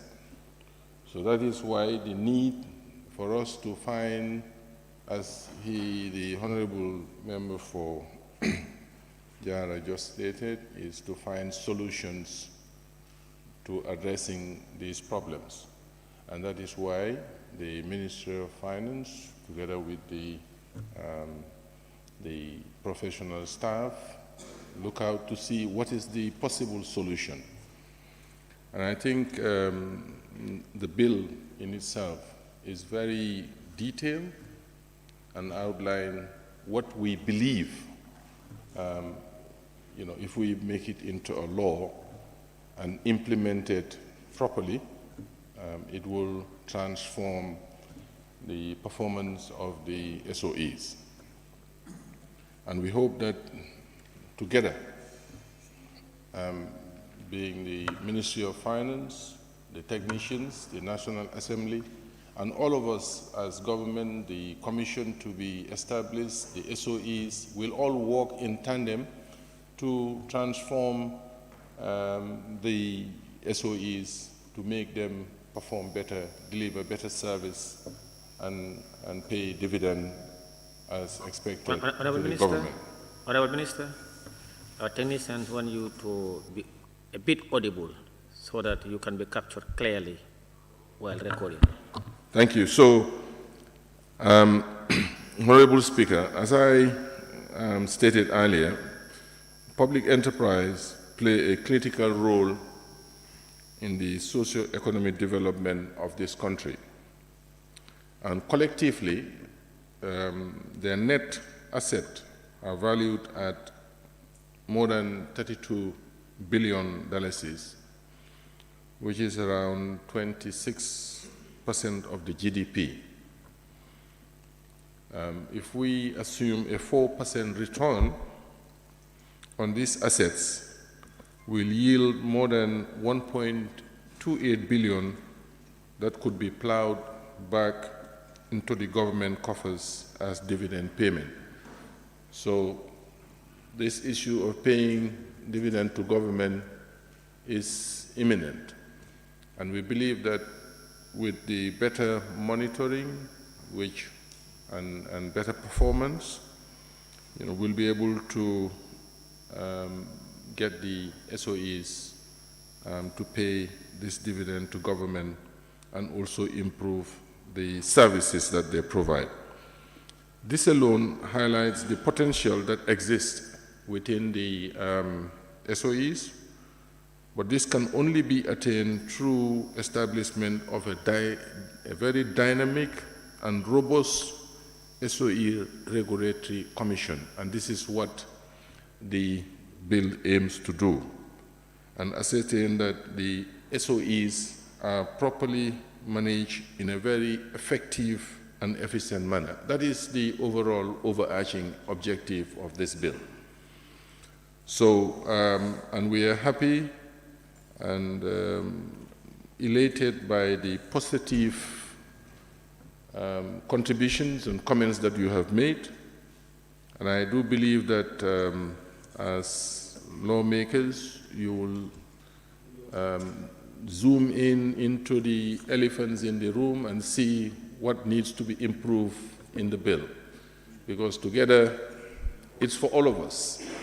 When NAWEC works and delivers service properly, it doesn't just come to my house, it goes to everyone. So we have the moral responsibility to work together to make sure that these SOEs delivered. On the issue of the gender female participation at the board level, you will see in the bill that it strongly advocates for gender diversity.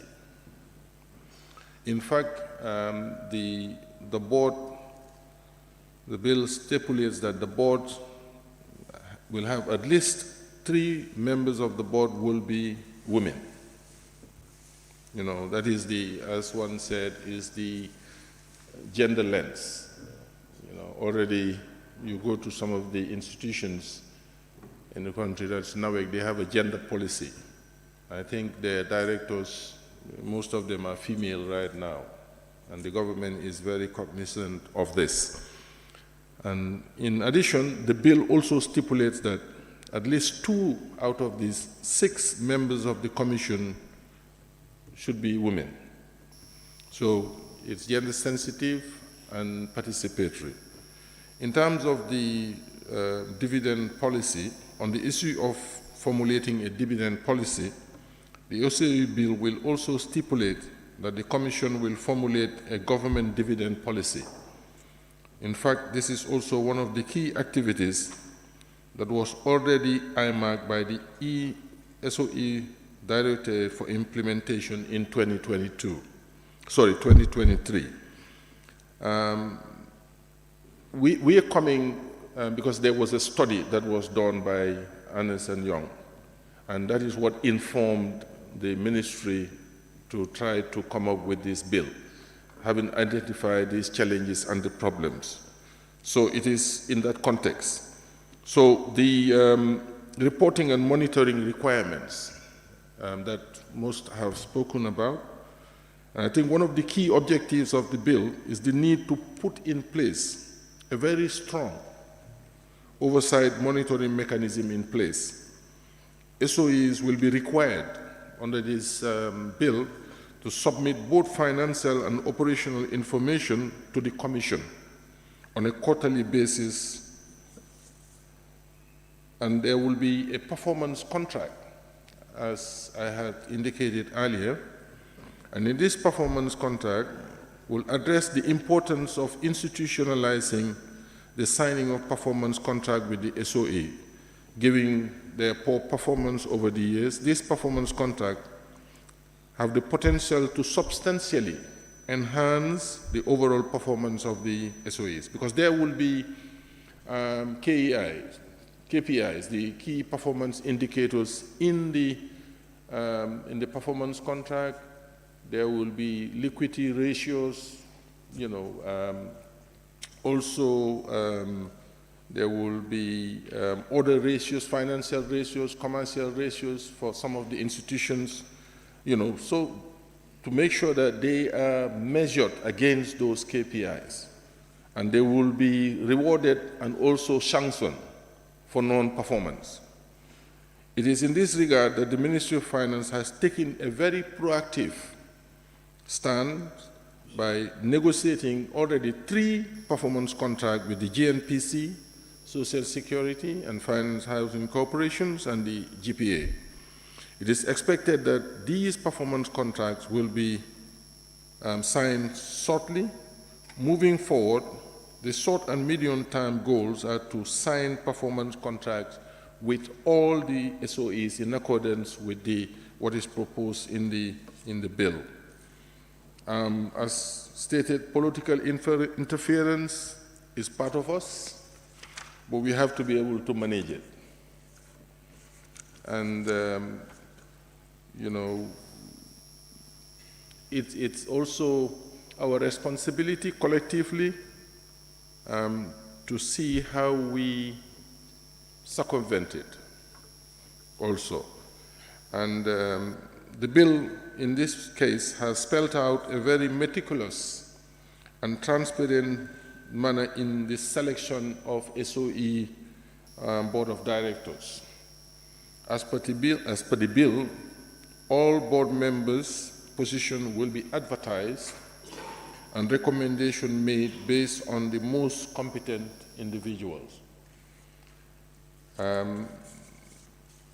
Honorable Speaker, this is some of the points that I wanted to say, and I think some of the honorable members also raised very important points with respect to PP, public-private partnerships. I think there has been some privatization has different forms.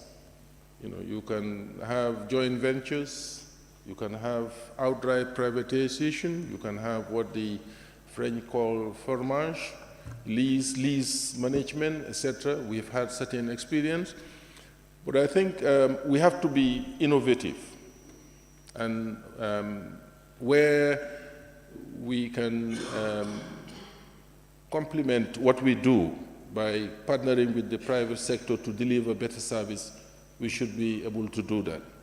And I think these are areas that the government is open to. In fact, in the sector NAWEC, we have legal frameworks that encourage private sector participation. We have the laws in the renewable energy, in the conventional energy. Also, we have in the petroleum sector, the Petroleum Products Act 2016, as well as the Petroleum Commission, which is looking to partner with potential investors. These are all areas that we can work with the private sector to move the SOEs to another level, because once we get there, we provide better service, and then we pay dividends to government. It's a win-win, and everybody is happy. So thank you very much for all your contributions. Thank you, Honorable Minister.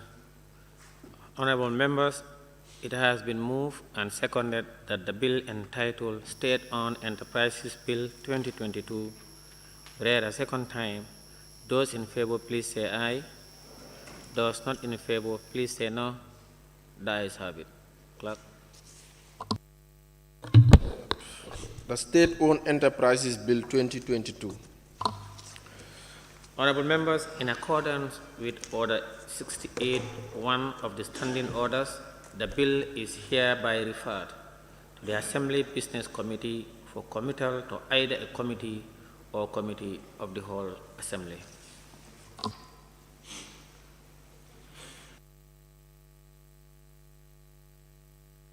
Clerk.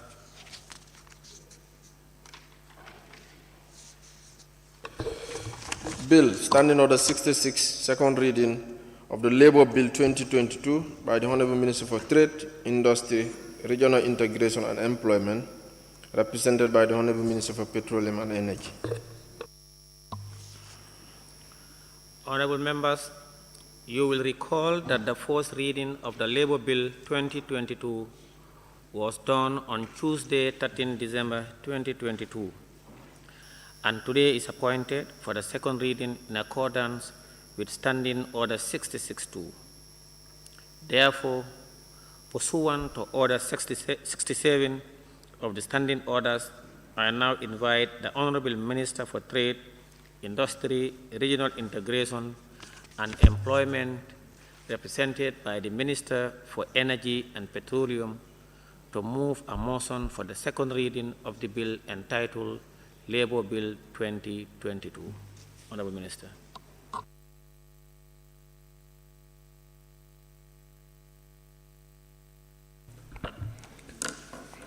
Thank you very much, Honourable Speaker.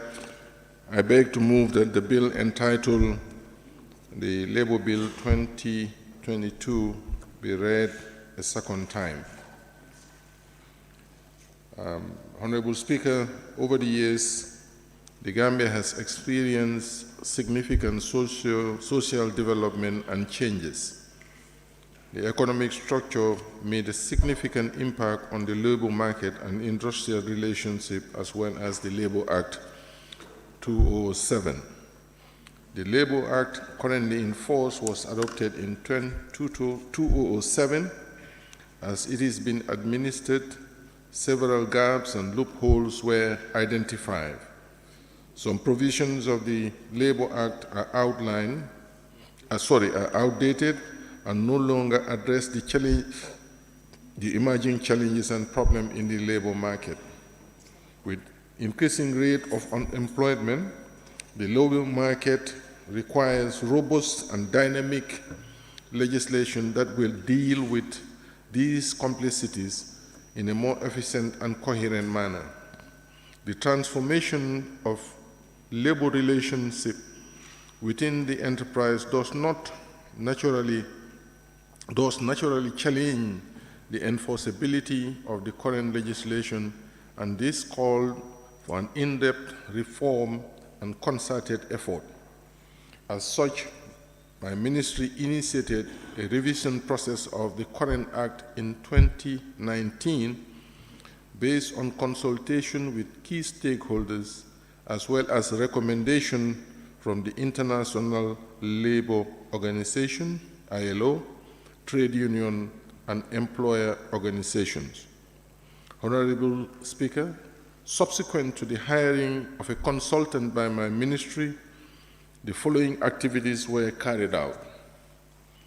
Questionnaires were distributed to key stakeholders to sound their opinions and their recommendations. Focus group discussions were held with trade unions, employers, organizations, and other key stakeholders. One-on-one interviews were conducted with key partners and institutions, including persons with disabilities. Honorable Speaker, the Labour Bill 2022 aims to provide for the administration, recruitment and hiring of labor, protection of wages, and registration of employers, organizations, trade unions, and other matters connected therein. The Labour Bill 2022 for the aims at improving the working conditions, maintenance of better industrial relations, occupational safety and health at work, and to protect decent work for all. Honorable Speaker, the Labour Bill 2022 intends to correct the imbalance of power between the worker and the employer, to prevent frequent industrial disputes and provide mechanism for settlement of disputes and preserve the process by which workers are recognized as equal partners in negotiation about their working conditions, etc. It also regulates the labor market by putting in place occupational safety and health standards, setting minimum limits on wages, and setting standards on working hours, either nationally or in particular sectors or industries. This can be achieved through the joint industrial councils. The Labour Bill 2022 details out particular required for the contract of employment. With the revitalization of the public employment service at the Department of Labor, the department will promote employment creation, career guidance, and linking work seekers and employers. As such, employers will be advised on content of employment contracts. The issue of maternity and paternity leave is adequately dealt with in the Labour Bill 2022. The Labour Bill 2022 has aligned with the 2020 Women's Act. The expatriate quota system is incorporated in the Labour Bill 2022, given that there is no legal backing for its enforcement in the Labour Act 2007.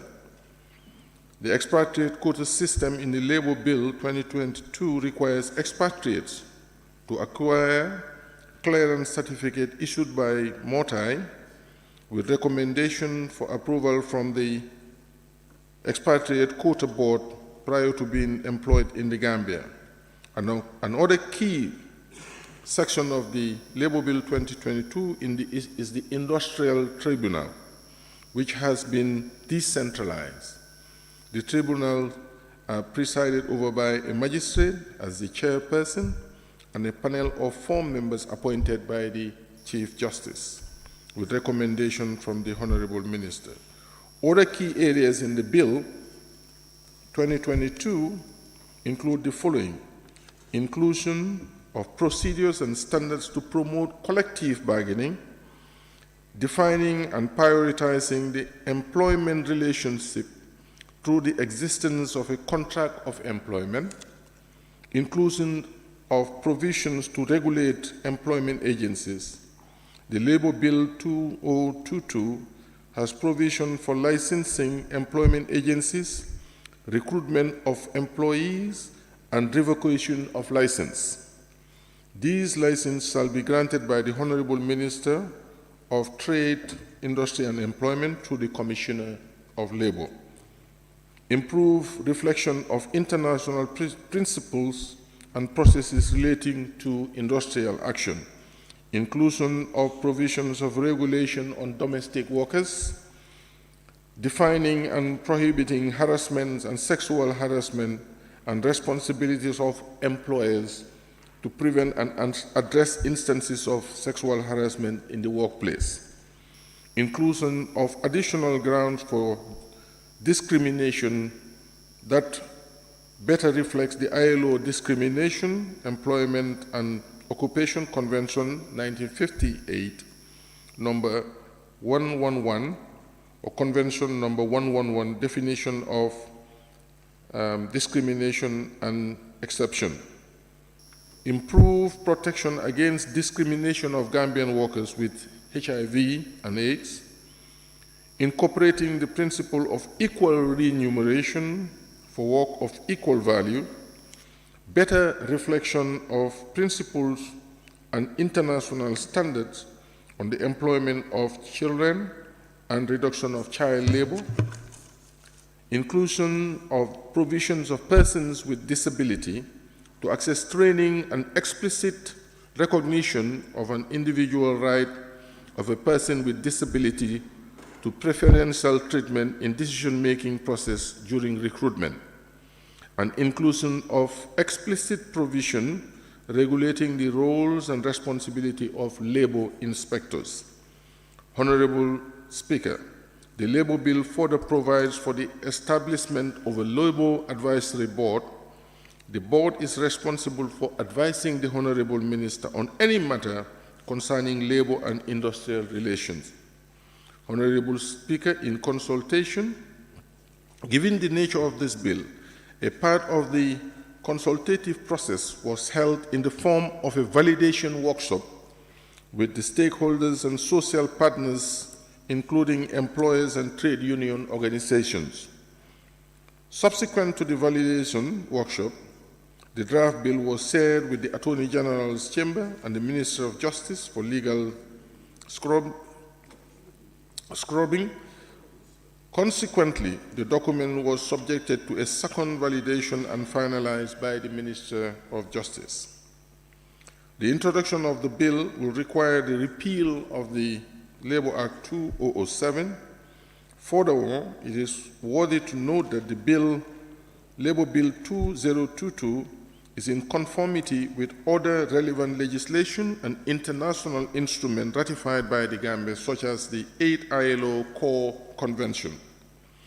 Honorable Speaker, the Labour Act will be executed as a recurrent cost of the Government of the Gambia through annual budget allocation. Cost of coordinating the execution of this bill will be budgeted for as part of the annual budget of the Ministry of Trade, Industry, Regional Integration and Employment. Honorable Speaker, I beg to move. Thank you. Any seconder? Member for Nyanija. Thank you very much, Honorable Speaker. I rise to second the motion. Thank you.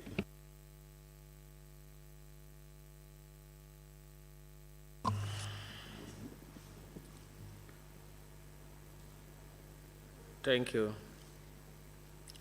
Member for Nyanija, for seconding the bill. In accordance with Order 67(1) of the Standing Orders, I will now open the floor for debate on the general merits and principle of the bill. Any honorable member who wishes to take part in the debate may do so now by show of constituency tag. The member for Woolley is?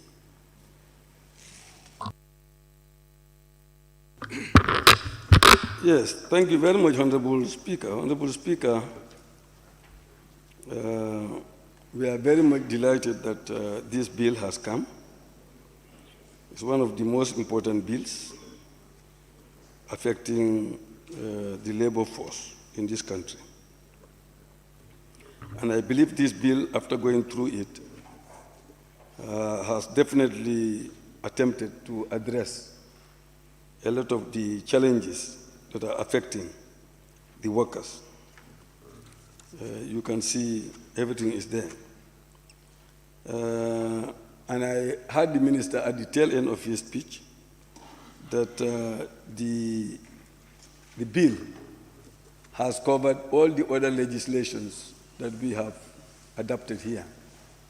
Because I know we've adopted forced labor and other discriminatory laws against women and the disabled. And if it addresses all that and encompasses everything in one bill, I think that is very fruitful for us to address this. Honorable Speaker, if you go to page 13, clause 13, that is page 14, page 17, you will see that, for example, it is talking about prohibition against divulging information. I think these are very important provisions which may not be in the old one because, Honorable Speaker, you cannot employ me and you are in my industry or in my enterprise and then you are divulging my secrets wherever you go. So I think legislation that will come in place to minimize that will be very useful. So the objective of the Act, Honorable Speaker, really is to regulate labor relations and control employment agencies and all issues connecting to it. I think that is the main reason for this bill.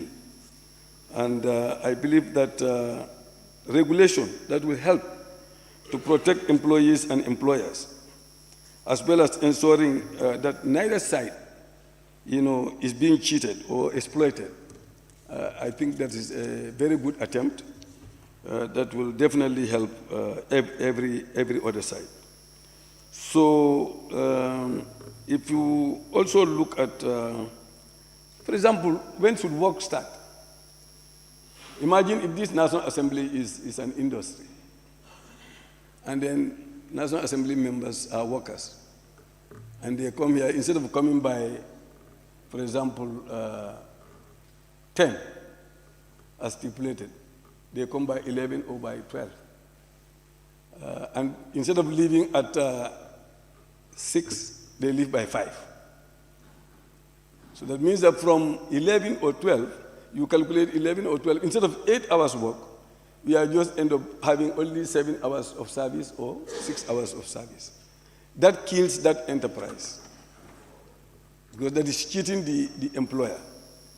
So the bill is supposed to address all those issues, so that if you are removed from that enterprise, the procedure will be there. Because we come across a lot of things. And also, Honorable Speaker, Another issue is the issue of women in the workplace, the disabled people in the workplace. You have issues like a female working in this particular place and then get pregnant, and then eventually, there is maternal leave, and then sometimes they will deliberately refuse to pay you during that period. Some will tell you, until you come back, then we can reappoint you. You cannot appoint me, I go for maternal leave, I come back, and say, until I come, then you will reappoint me. You will not pay me the difference. These are all things that are happening, but there must be a process of stopping that. And I believe that the Ombudsman, this time around, from my experience, is doing a lot of work. All we need to do is empower them so that they'll be able to follow some of these issues that emanate. Because there must be an institution that will regulate. So if this bill is coming with those regulations, I think it will go a long way to helping us. Also, Honorable Speaker, this is about rights. It's about rights of the employer, it's about rights of the employee. And those rights include, for example, the Minister mentioned some of the right to health and safety. Many a time we come across workers. They are working in your enterprise, and through the work, they got an accident. To get compensation is very hard. It's very, very difficult in this country. It's very, very difficult. So, right to participation in decision making that affects workers. Workers are in your enterprise. You are making decisions that affect them, but you don't consult them. This bill should address that also, because otherwise, the exploitation of the worker will not be minimized. And even the right to refuse to engage in work that is hazardous to me. I'm in your enterprise, and then you ask me to go and do a job that is hazardous to my health. I should say no. I should be able to have the right to say no. I will not do that. Because if I go and do that, and then I got sick, you will not know whether it is your work that, that make me sick or not, and then you will not want to compensate me on that. So I should be able to have the right to say, no, this work that you are asking me to do is not good for my health, and it's going to harm me. So I believe that if we really, really scrutinize this bill, we must closely check the code on wages, social security. You have many of us that have started working for private enterprises in this country in the 1980s, and our social security is there. You go to social security, you ask them, they pile of files. If you ask them to check, for me, I went to check that I could not see, they could not even see my file. It's lost. So, because it is a very long time. So even if I work for 3 years, 5 years, but my savings are there, they should be able to show me. But you go there, you don't see anything. So those are things that must be addressed. Also, if you look at, he mentioned working conditions. Working conditions. Everything must be addressed in this code. Otherwise, we'll not make any. Honorable Speaker, I believe we should also look at gratuity. After your work from government, how do they measure your gratuity? Is it fair? We should be able to address that in this bill. I believe if we do, we'll do a lot of justice to a lot of employees that have now retired from their job. And overtime. Sometimes they will make you to work without paying you the overtime, or they will pay you half of what is due to you. All that must be addressed. Allowances, employees' allowances, and housing costs. You can work in an enterprise for 20 years, 30 years, giving them a lot of profit, but they will not give you any incentive for you to have better housing with you and your family. And you are giving them profit, millions. Anywhere you see people making business, where you see people making business and making profit, it is the worker that is doing the difference. If I buy a bag of groundnuts, and then if you turn that bag of groundnut into oil, groundnut oil, instead of $1,000 for the bag of groundnut that I spend, now when I sell the oil, I get $5,000. That $4,000 that is there, at least 2,000 or 3,000 is because of my work. So if I am doing all that for you, and then at the end of the day, you don't give me any incentive so that I'll be able to live better with my family, then you are not doing justice to me. And I believe that incentive, whether it's financial or otherwise, should also be addressed by the bill when we scrutinize it. On that note, I thank the minister for coming up with this bill.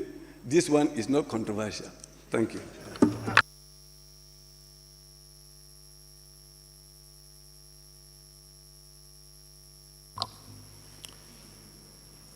Thank you, member for Wuli East. I now invite the member for Opanyomi. Thank you very much, Honorable Speaker, for giving me the opportunity once again. Honorable Speaker, the bill before us is the Labour Bill. As it is stated by our own law as a standing order, we are dealing with only the general merit and the principle of the bill. Nothing more, nothing less. And then in the minister's presentation, he stated it clearly to the members that the bill has come to regularize the defects that we have in our existing laws, and which is really welcome. And above all, the minister said it clearly that the bill has that gender lens of protecting both the male and female fraternity of the country working in the private or public sector. And the most peculiar thing about what I heard from the minister's presentation is the bill has come to address the imbalance between the worker and employee. Honorable Speaker, the problem we have in this country is the employers, especially the private sector, are not treating the people of this country very well. When you go to certain, business sectors or institutions or maybe, businesses, what you found there is very, very disheartening. You will see, non-Gambian national, operating a business in Gambia, bringing his own people from their country, serving the same purpose with Gambians in the same office, doing the same thing, but there's big parity between them in terms of remuneration.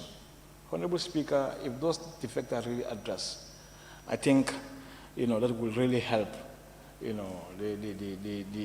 that larger population that are working for the private sector. And also this bill, I hope it has to come with the minimum, wage that should be, given to the workers in this country. The bill needs to address that. Otherwise, people will be working for the rest of their life.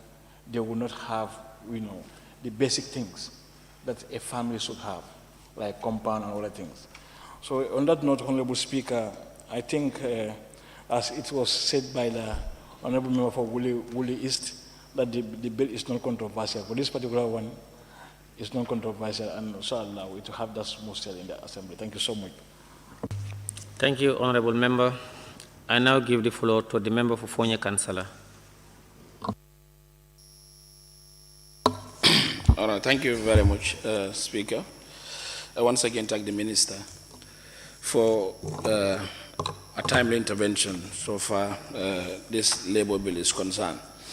I have key areas as per the general merits to this bill. One, in terms of wages, comparison could also weight this, though we have private entities where, the pay could be of difference, as some of the honorable members alluded, that you have people that they outsource from their own designation, where,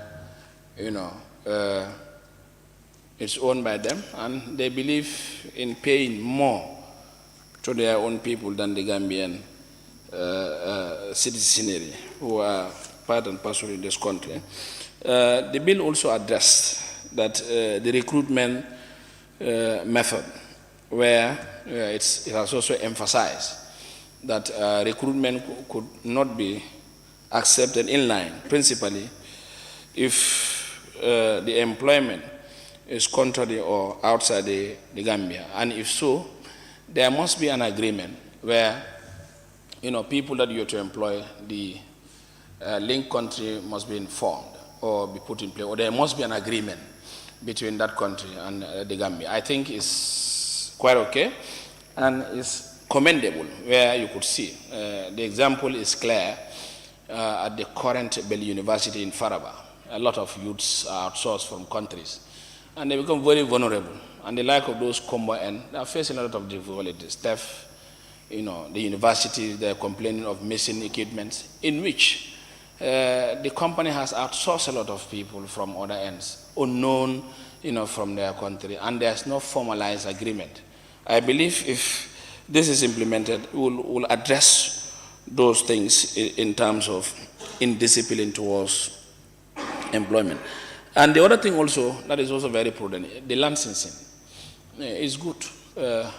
I can operate a company from nowhere, have that financial muscles, come with good services, good tag names. I can do this, I can do X, Y, Z. But if there's no proper licensing that is done, it's going to be something else, no monitoring.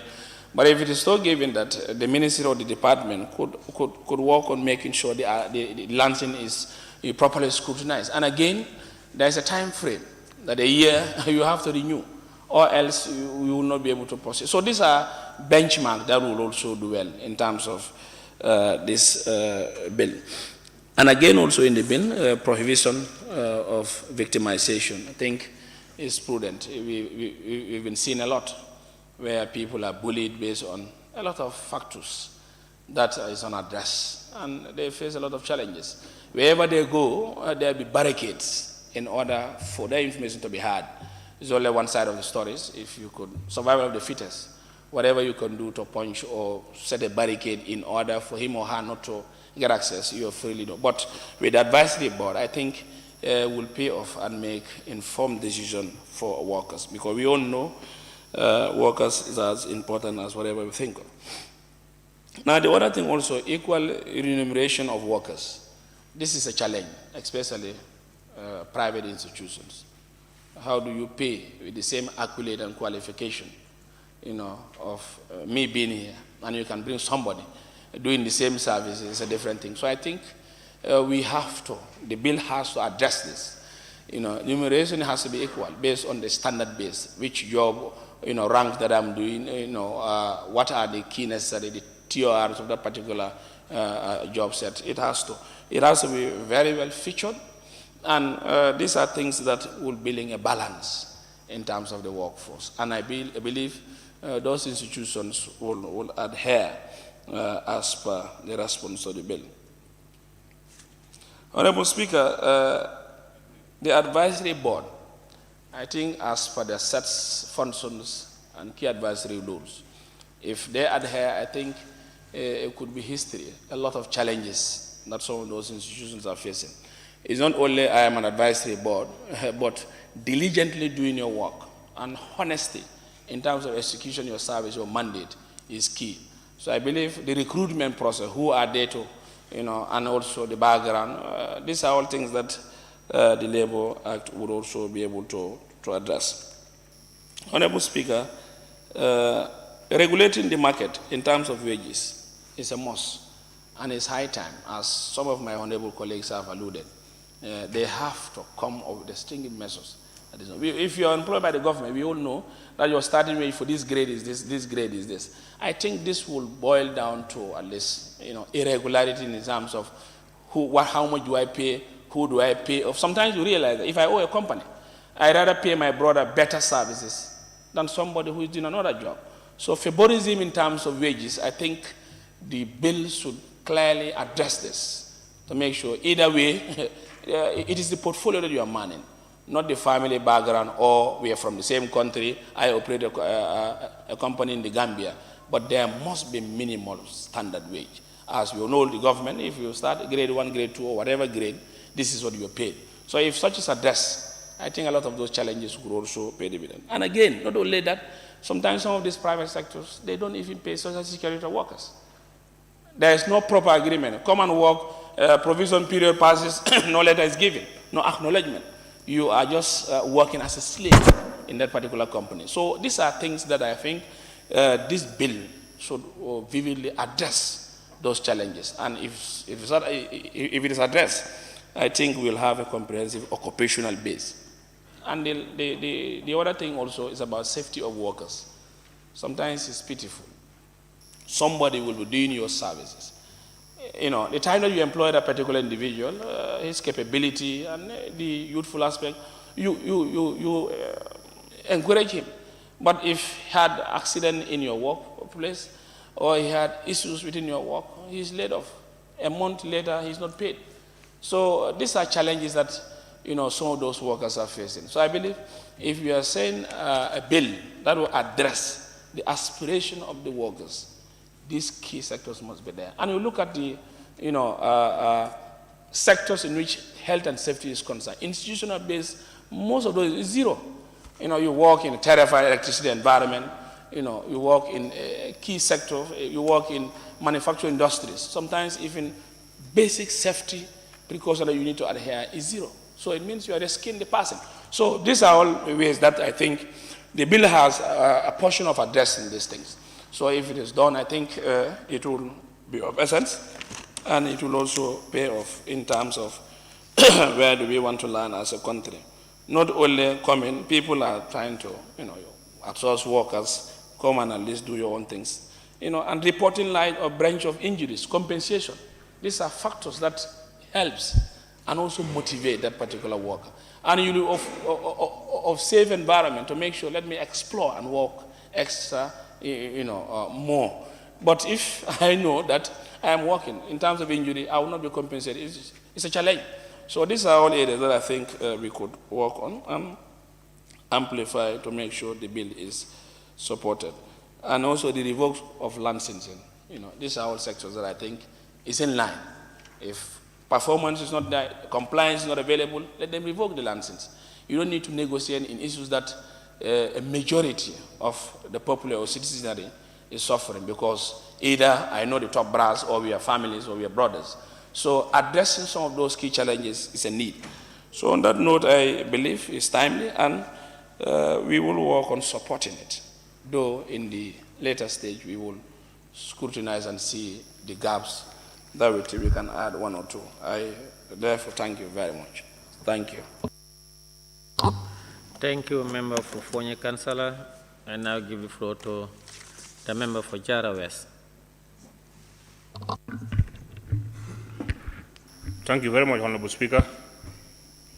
Let me also thank the Minister of Trade for tabling this bill, represented by the Minister of Petroleum and Energy. Honorable Speaker,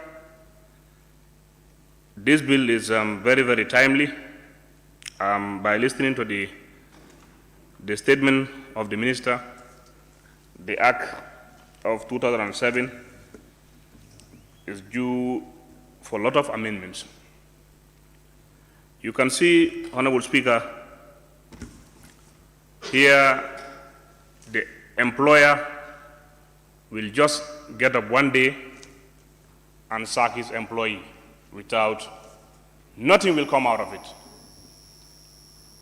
Nothing. I have been, I have a lot of evidence. I have helped so many people to acquire a job, but they'll just be going to work a day, you are told to go home with nothing. And here I want the bill to capture, or at least to look, the amount paid to the Commissioner of at Labor.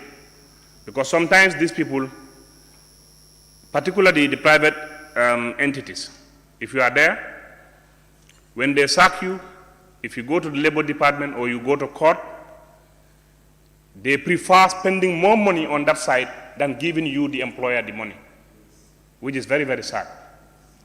If they know they are failing, they rather give the money to the other side than giving you your own money. You end up crying. So I believe by going through this bill, it will address those issues. Honorable Speaker, the employer, the right he have, you, the employee, also, you have the same right. If he can do all what he is supposed to do in his workplace, he don't need any employer.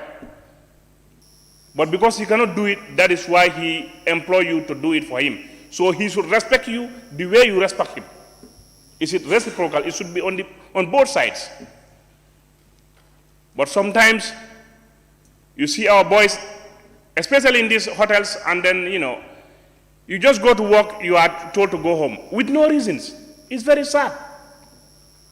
I believe this bill, I am very, very happy, and I encourage members to give the blessings, to give their blessings on this bill. This is very, very important. It will safeguard our own people. We were talking of the International Labour Organization. We call on for the Labour Act of the local one to come. Now it is in front of us. Let's do our own job. It is sad. And then in so many of these, private entities or hotels or, this enterprise, private enterprise, you see them, the Gambians are always at the back. They bring in people from outside to be at the forefront. Gambians will not know nothing about it. The manager will be a foreigner. Next to him is a foreigner. Almost 10 are foreigners. You are only at the back. It's very sad. We should put consideration into that to help our people. Honorable Speaker, sometimes, it's just difficult to see how we move. Our people are really suffering. So I believe by coming up with this bill, it will address so many things. Sometimes you see them, when they employ you, you are told to go and do like the Honorable Member for Woodley East was saying, something that is not good for you. Your employer will not go nearer to that, and he will tell you, go there and do this. That's very sad. It shouldn't be. It shouldn't be. And let's look at the wages our people are paid. Let's calculate the wages our people are paid. Sometimes you just don't want to sit at home. You take a job that can only contain your fares. Only your fares. When coming to work, you have to ask for a lift. When going back, you have to ask for a lift. If not, if you want to pay fare on that salary, you cannot even pay your house rent. This should change. It should change for the well-being of our own people. We shouldn't look at that like that. It should change. But they tell you, if you want, you take this. If you don't want, you leave. It's very sad. We cannot move like that as a country. We have to change the dynamic. Honorable Speaker, I will beg my colleagues for us to give our blessings to this bill. It will help us, because I am seeing in the bill maternal leave, paternal leaves, address of sexual harassment at workplace. This is all happening. You have no choice sometimes. It's all happening. Also promote employment opportunity and career development for people with disabilities. This is very convincing. So I will encourage members, let's give our blessing to this bill. Honorable Speaker, on that note, I want to take my seat. Thank you very much. Thank you, Member for Jara West. I now invite the Member for Jara Central.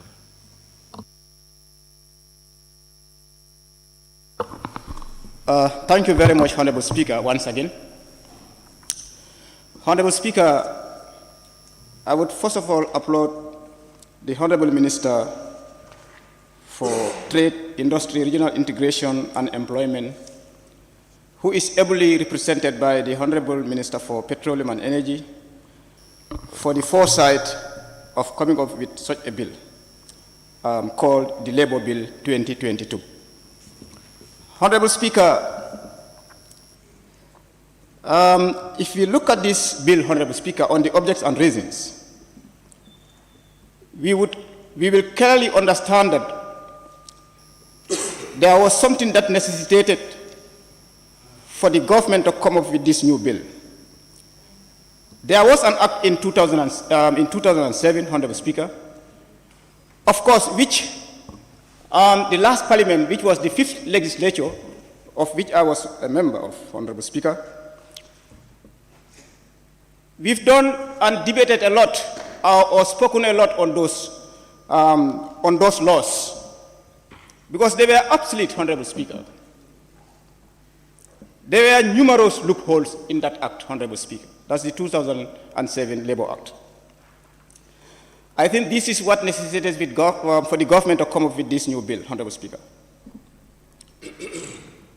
Another possible reason why government come up with this bill, Honorable Speaker, would be unclear provisions that existed in the Labour Act. Honorable Speaker, the 2007 Labour Act was undesirable. My former speakers have mentioned it here, Honorable Speaker. In terms of wages, was a nightmare. Low wages was the order of the day. You work today, you are employed today, the terms of reference given to you by the time you have been employed and what you find at the ground would be very different, Honorable Speaker. Those two terms of reference wouldn't be speaking the same language. So you can see what, in that sense, I'm saying, you can be employed as a cleaner, for example, and you end up seeing yourself in the home taking care of the children, going to school, washing them. So that's just an example, Honorable Speaker, to tell you that in the 2007 Labour Act, there were unclear provisions that existed in there. Honorable Speaker, I wouldn't take more time because Order 67 of the standing orders limit me just to speak on the merits and the principles of the bill. Therefore, Honorable Speaker, in conclusion, if you look at the idea of coming up with the bill, if, for example, if the bill is passed and implemented fully, Honorable Speaker, this would improve working conditions of workers. Some members have mentioned it here, which is of course true, because we have seen what is there on the objectives. And when we say working conditions, it entails a lot, Honorable Speaker. It can talk about wages. It can talk about the condition where you are working. Are you having proper gears? Because last year we visited a cement factory. I will not name the factory, Honorable Speaker. Last year we went and visited a cement factory. Workers were not having the correct gears. They were not. Imagine the condition in a cement factory. So we had to warn him. The owner of the factory, we had to warn him as a committee. That was the trade committee. So, Honorable Speaker, passing this bill and implementing it fully would definitely improve the working conditions of workers. And further going, Honorable Speaker, passing this bill would also strengthen industrial relations. On that note, Honorable Speaker, I therefore take my seat. Thank you, Honorable Member for Jara Central. I now recognize the member for Kiang West to take the floor. Honorable Speaker, I didn't want to participate in this debate initially, but then just to make few comments with respect to the labor bill so that we can strike a balance at some point. I think the bill should make sure to try to protect the employees as well as as well as the employers and the companies. Because at some point, you cannot understand if a poor peasant like me being employed in an institution and paid $6,000 a month, and one fine day I jump up, I steal, let's say, $2 million. Employees are defrauding companies at some point, and the government cannot employ everybody. So these are the institutions that would help the private sectors, would help the government to employ people. So, but you employing youths, at the end of the day, you've been defrauded by those people. So let's look at the other aspects as well, wherein we protect the employees, but we protect the employers as well and the properties, because they're investing in the country, providing employment, providing services that the government cannot do for us. So that area also should be looked at very well to ensure that both these areas are protected if we want to have a sustainable private sector in the country. But otherwise, we cannot have a sustainable private sector, because once we emphasize on employee well-being and the productivity of the institutions are not being emphasized, the institutions will, at the end of the day, close. And 50 or 100 Gambians will go home and sit there without having a job. But looking at that also, some has talked about probation. But I think the employers should be enlightened about the Labor Act. The Labor Act has clearly stated, if people don't know, that once the probation of an employee is exhausted and you are not being notified by an employer, so whether you are going to be given a permanent employment or not, you automatically become a permanent staff of that institution. So these things need to be clear. Your probation is completed within 4 months or 6 months, your employer didn't notify you whether you're going to be employed permanently or not, you automatically become a permanent staff of that institution. This is there, these things have to be clear. And giving loans to the employees as well. Certain times you'll find institutions that, because in the Labor Act it's clearly stated that no employer should deduct an employee monthly take home more than 1/3 of the person's salary, 25%. And some points employees will be at a very critical financial situation, and they will get to their employers to get heavy loans.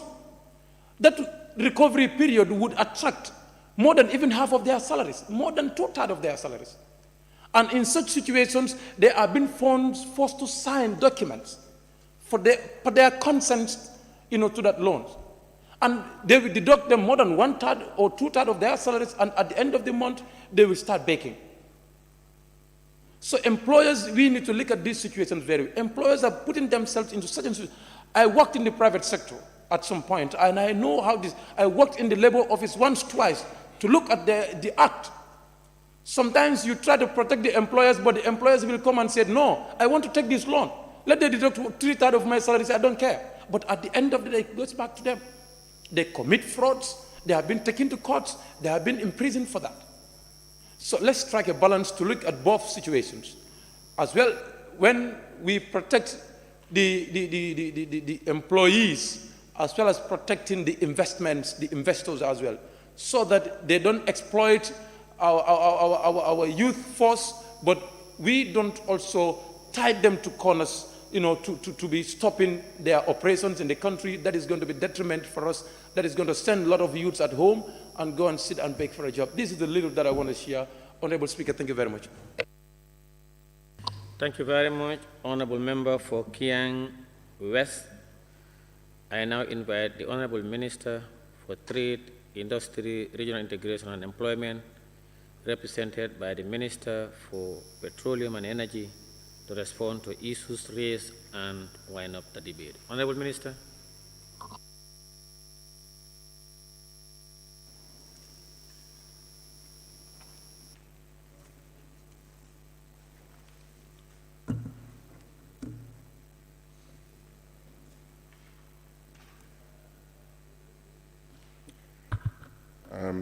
Thank you very much, Honorable Speaker, and we are encouraged by the comments that we have received from the honorable members here. It's a teamwork. We've recognized the shortfalls and the inadequacies in the Labor Act 2007, and have progressed to try to improve on the document and change it, come up with something that is reflective and aligns with the current realities in the country. I think that, in our view, this is the way forward. I mean, at some point, I happened to be in that ministry, and I worked with the team to try to review the Labor Act. If you go to Section 96 of the Act, which talks about the trade union, is very scanty. There isn't, I think it's 1 or 2 pages in that Act. We've had decent work program, with the ILO, and all of these things are now taken and put into this new bill. As stated earlier by some of you, we have to do a balance. It's the employer, the employee. It's a tri-party. And the unions. We should not forget the unions, because it's the employer, the employee, and the unions. That's the tri-party. So we have to make sure that it's a triangle, it's a balance. So we all have to work together. And that is what this bill aims to do. So that recognize the roles and responsibilities of each of the parties and try to come up with rules and legislations that will make things work. With respect to the expatriate quota, this has been a weak link, and all of us recognize it. You go to some of the subs, and you will see other nationals doing jobs that Gambians are supposed to do. And that is something that is not acceptable to any one of us. And why? Because there was a weakness in the implementation of the Expatriate Quota Act. And I think this bill, as indicated by my earlier statement, you'll have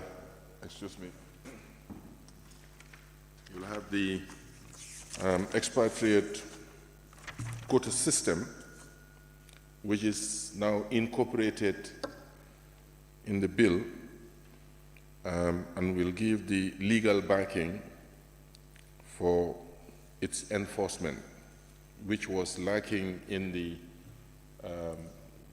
Labor Act 2007.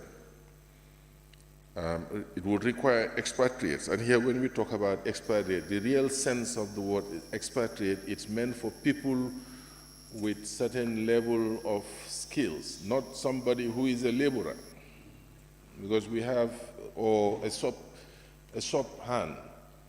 We cannot have somebody come all the way, from thousands of kilometers and come here and say that he's a shop hand, he's an expert. That cannot be. We have Gambians that are here working, and they should be given the opportunity to do those kind of work. And I think this is one of the things that this bill is trying to address. So this is the second reading. All of you will have an opportunity, because it's work in progress. I mean, to align all our views and thoughts into making the document a win-win for all of us.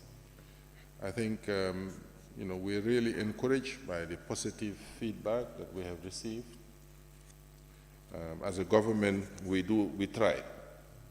We don't know it all. Nobody has monopoly over knowledge. We try, we bring something forward, and then we receive inputs and try to make it better so that we can move the country forward in the interest of all of us. I think the bill, as stated, also regulates the labor market. I mean, by putting health and safety, security it's paramount, because nowadays it is one area that the development partners put a lot of emphasis, even when they're funding projects, to make sure that environmental, health, safety issues and social considerations are put at the center stage of project financing. So wages, cutthroat wages, that our people are subjected to is not acceptable. And I think it's something that we can come up with, as stated, setting minimum limits for wages. But that will be done, of course, not unilaterally, but it will be done in consultation with employers. It will be done in consultation with the unions. It will be done in consultation with all other stakeholders, so that we don't create unnecessary, unreasonable burden to the employer, because we don't want to kill the goose that lays the golden egg. That is also a consideration. So on that note, I thank you very much for your contribution and look forward to a more enhanced engagement in polishing and getting our bills better. Thank you.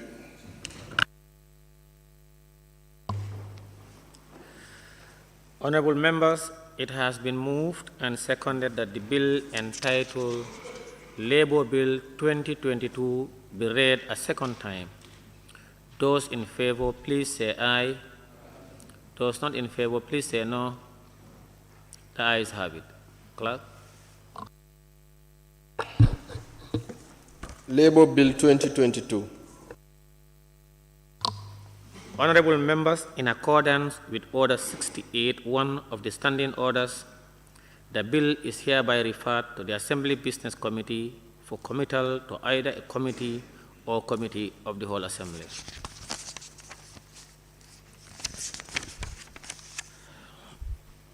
I want to thank the Honorable Minister for Petroleum and Energy for ably representing the Ministers of Finance and Economic Affairs and Trade, Industry and Regional Integration. Equally, I want to thank all honorable members who contributed to the debate and those who, by silence, appreciated those invaluable contributions. I want to thank everyone. On that note, I now put the question. Be it resolved that this August Assembly do stand adjourned until Tuesday, 28 December 2022 at 10 a.m. Those in favor, please say aye. Those not in favor, please say no. The ayes have it. The Assembly stand adjourned until Tuesday, 28 December 2022 at 10 a.m. prompt.